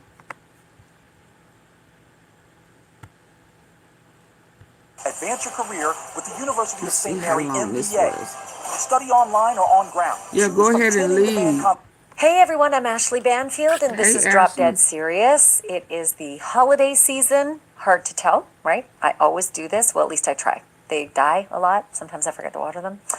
But I've been keeping these alive. The little poinsettias behind me. And obviously, it's supposed to be... This is about John Bonet. Get the likes up. Get the likes up.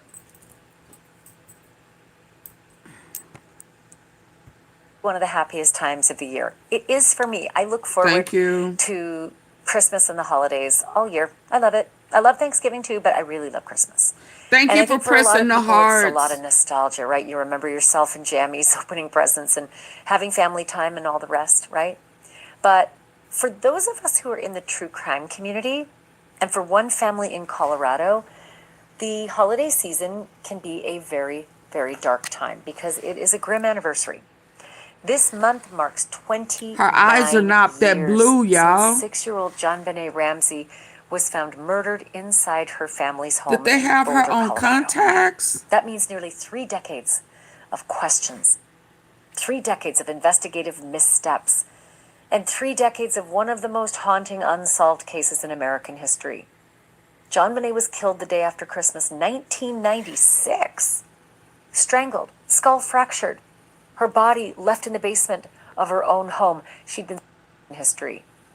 John Benet was killed at home in Boulder, Colorado. That means nearly 3 decades of questions, 3 decades of investigative missteps, and 3 decades of one of the most haunting unsolved cases in American history. John Benet was killed the day after Christmas, 1996. Strangled, skull fractured, her body left in the basement of her own home. She'd been sexually assaulted. She was 6. And despite some brief moments of hope over all... And to know that they play with babies like that. I mean, it is like, oh my God. She was 6. Beautiful little girl. Beautiful little girl. 6 years old. I don't care how grown she looked. I don't care how grown she acted. She was a baby. She was 6 years old.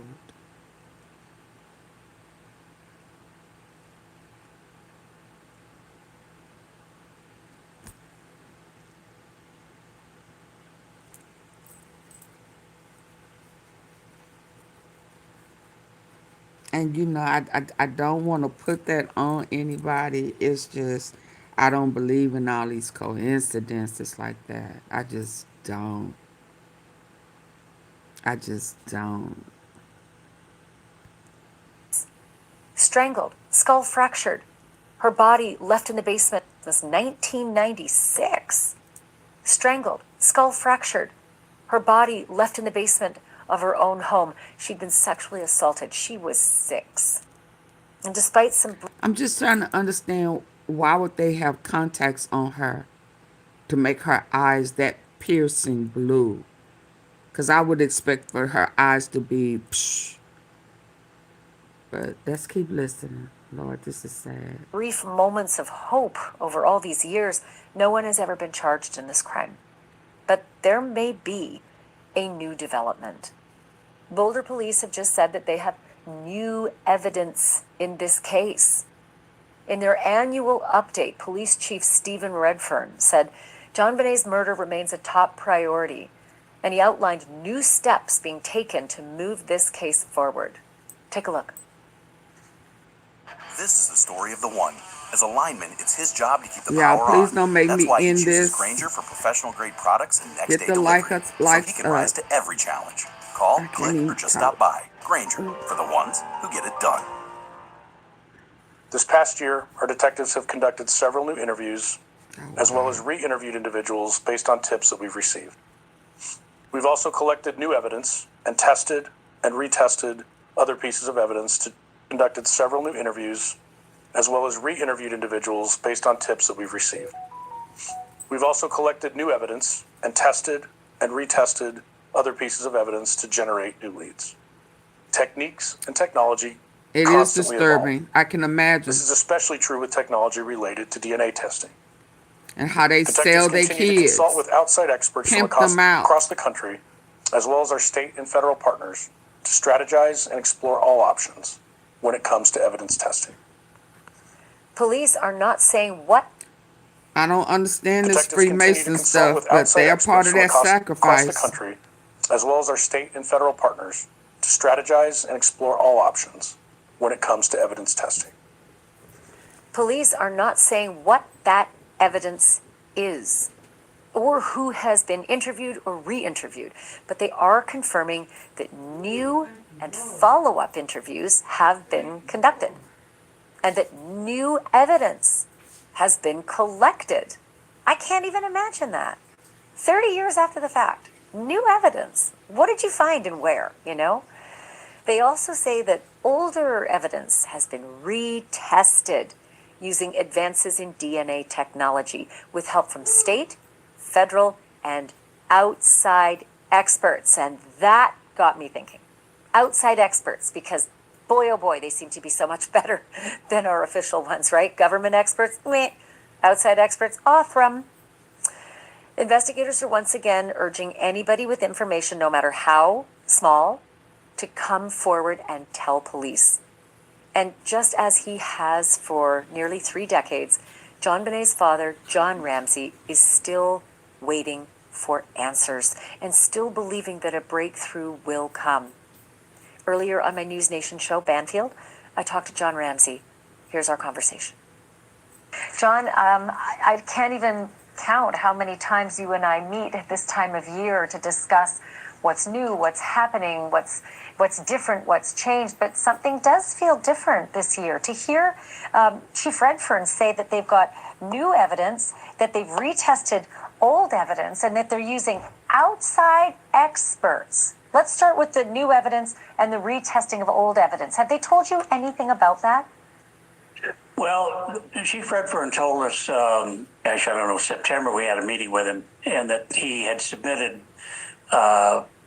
evidence for additional DNA testing. He didn't say what evidence it was, but that it was submitted again.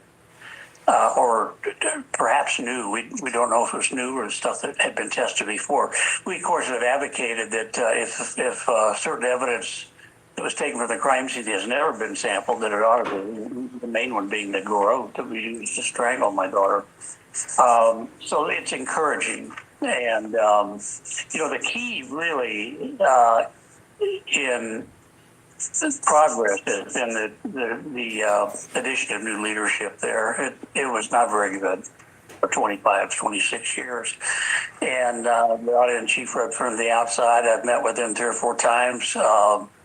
I'm impressed with him. I think he's sincere and honest. And so I'm encouraged. And, we've advocated. I can't believe, John, I can't believe that the chiefs in the past haven't seen it as a priority, if only to become, famous in name as the chief that solved this case. It just defies logic that it's taken 3 decades for someone to come along who maybe does make this a priority and who has the chops. Do you know if they have enlisted labs like Othram? And I bring up Othram. Have they told you anything about that? Well, Chief Redfern told us, gosh, I don't know, September, we had a meeting with him, and that he had submitted evidence for additional DNA testing. He didn't say what evidence it was, but that it was submitted again.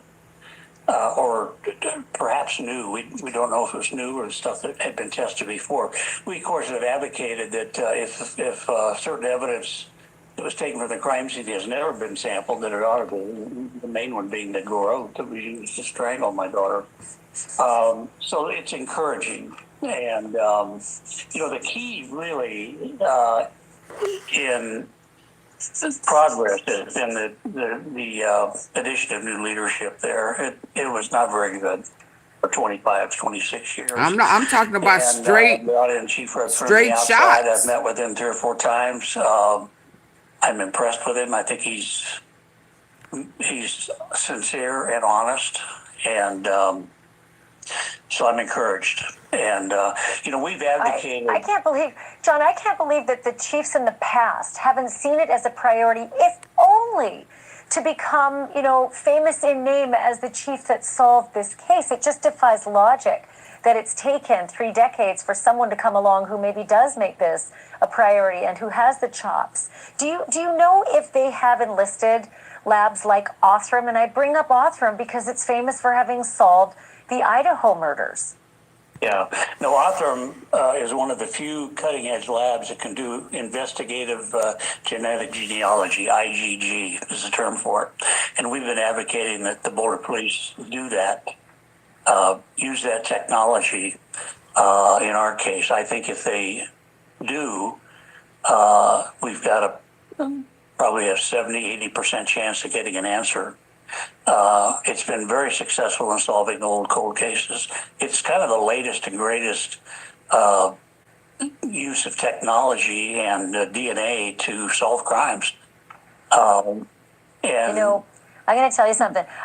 When I saw the posting of Chief Redfern, I went deep down in the comments and I was reading the comments. And John, I'm not going to lie, I was so disheartened to see how many people out there still believe you had something to do with it, despite the fact, and let me repeat this loud and clear, that the Boulder Police and everybody else involved in investigating the murder of your daughter, they have cleared you over and over and over again. And they've gone so far as to apologize for having left you under that umbrella of suspicion for so long, to the point where Patsy died before she was cleared from that umbrella of suspicion. So for anybody watching, if you're one of the commenters, do your research before you make such painful comments about John and his family. Okay, that aside, I will say this because you brought it up when we, I think, spoke at CrimeCon, that you wish that they would ask you to re-interview. You wish that they would bring you in so that you could, once again, tell them everything that they might want to know. Is that, I know you got the meeting in January, is that on the agenda? Well, we haven't put it on the agenda yet, but we're going to ask for a meeting again in January for an update. And they've always been, at least with Chief Redfern, very cordial in honoring that request. So, they've been fairly quiet about what they're doing. I think if I read between the lines of his latest report that he issued, there's some encouraging words there. And so I'm more optimistic than I've been in a long time, certainly with new leadership. The problem with the old leadership, it was the old guard. These people that were in that police department had never investigated a murder. They decided on day one that we were guilty, literally day one.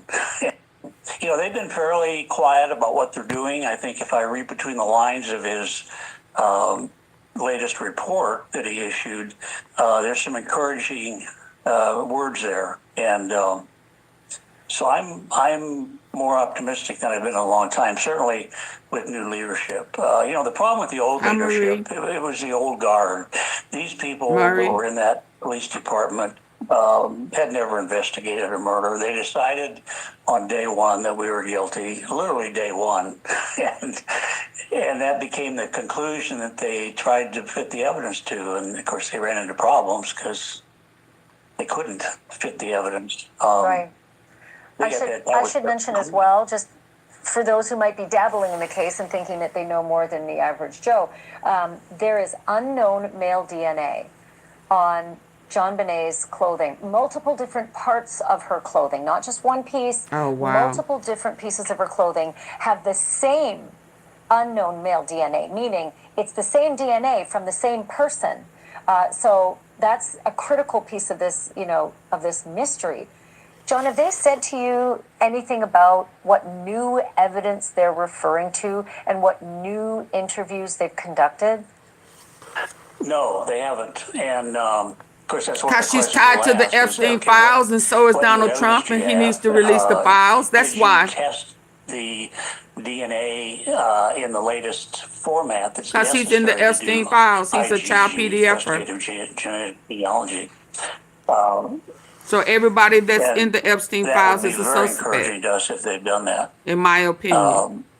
This new technology, it's been around for 3 or 4 years. And she's a part of a pageant. Is really truly an investigative tool that allows police to Why you investigate ask? and look for the killer. Why you ask? The Oh, CODIS okay. federal database Yeah, of DNA it's all related, New evidence they're referring to, directly and new indirectly. interviews they've Release the conducted? Epstein files.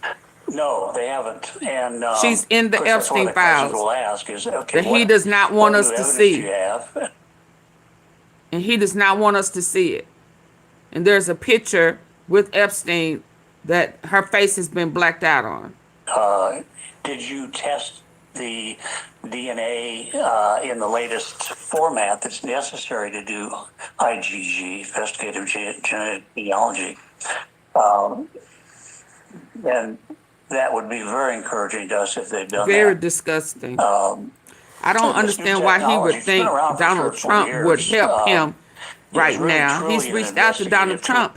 Hell, if your child is in the Epstein files, then, you know, why aren't you telling us what the ties are with Epstein and Ghislaine Maxwell's?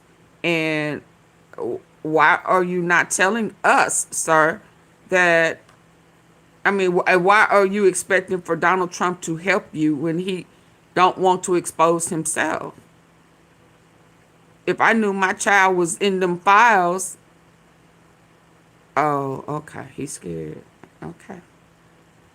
I think everybody who is tied directly and indirectly that was going along with whatever this is that they was doing, and it was okay when it was someone else's kid, and then it may have trickled down to yours. She was a beautiful little girl who moved as if she was older than 6.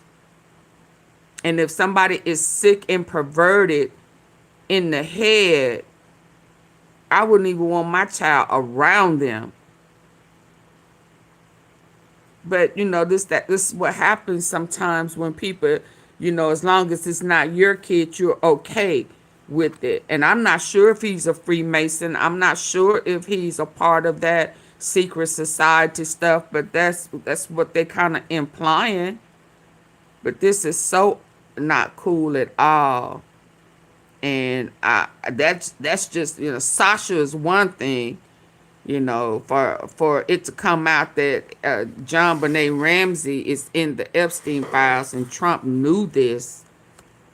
Oh yeah, I don't think he would be able to shake that one for real. I ain't gonna even lie. That allows police to investigate and look for the killer. The CODIS federal They database definitely need of to be DNA dealt with. It's been around for 30 years. It's frankly a little obsolete, in my opinion. You know why? You got to have a criminal. And as we know from the Golden State Killer, that guy wasn't a criminal. He was a cop. And so he was caught in genetic genealogy because he wasn't in CODIS, but he was in the family tree of all those folks who've tested their DNA. Hey, Kane. John, I say it every year. I'm going to say Kane it again. Life, thank you. I pray for you. I pray for you and Jan that you will get Thank you for the flowers. You will get justice. And I'm feeling that it's, getting closer. It was taken from the crime scene. It has never been sampled. That it ought to be. Y'all, there we go. Just so you know, John Benet Ramsey is in the Epstein files, allegedly. And that picture of that little talent show or what have you, that when I saw it, I thought was, something recent that had been put together. What is it? Chop Shop. I had no idea that was old. That had been out for a while. Not just because of what's going on right now. And I wish I wasn't pressed for time, but I got to go get something to eat. There is a picture. I don't know if I showed it to y'all, though. I'm not sure if I did or not. I'm not sure.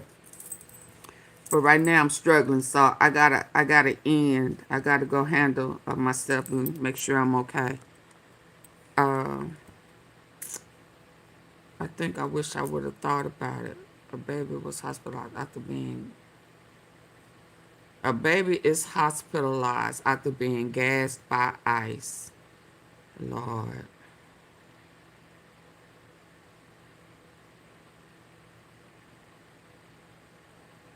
It's crazy. Okay, I'll see y'all later. Uh, I don't think our girl did anything tonight. I'll see y'all tomorrow. Sadly, my own father, who I didn't grow up with, he was a PDF. Oh my God, you found that out? Oh, your daughter, you didn't grow up. My own father, who I didn't grow up with, he was a PDF file. He molested your daughter. He was killed because of what he did to our family member. This hit home. Oh, wow. I am so sorry. My condolences too. Not well. Your daughter, I hope she has healed. Yeah, I know I need to eat. What happened to me that day also, not eating was a factor. It wasn't the main factor, but when I assessed it all, I had not eaten all day that day. So sometimes I do too much. Sadly, she hasn't. Oh, wow.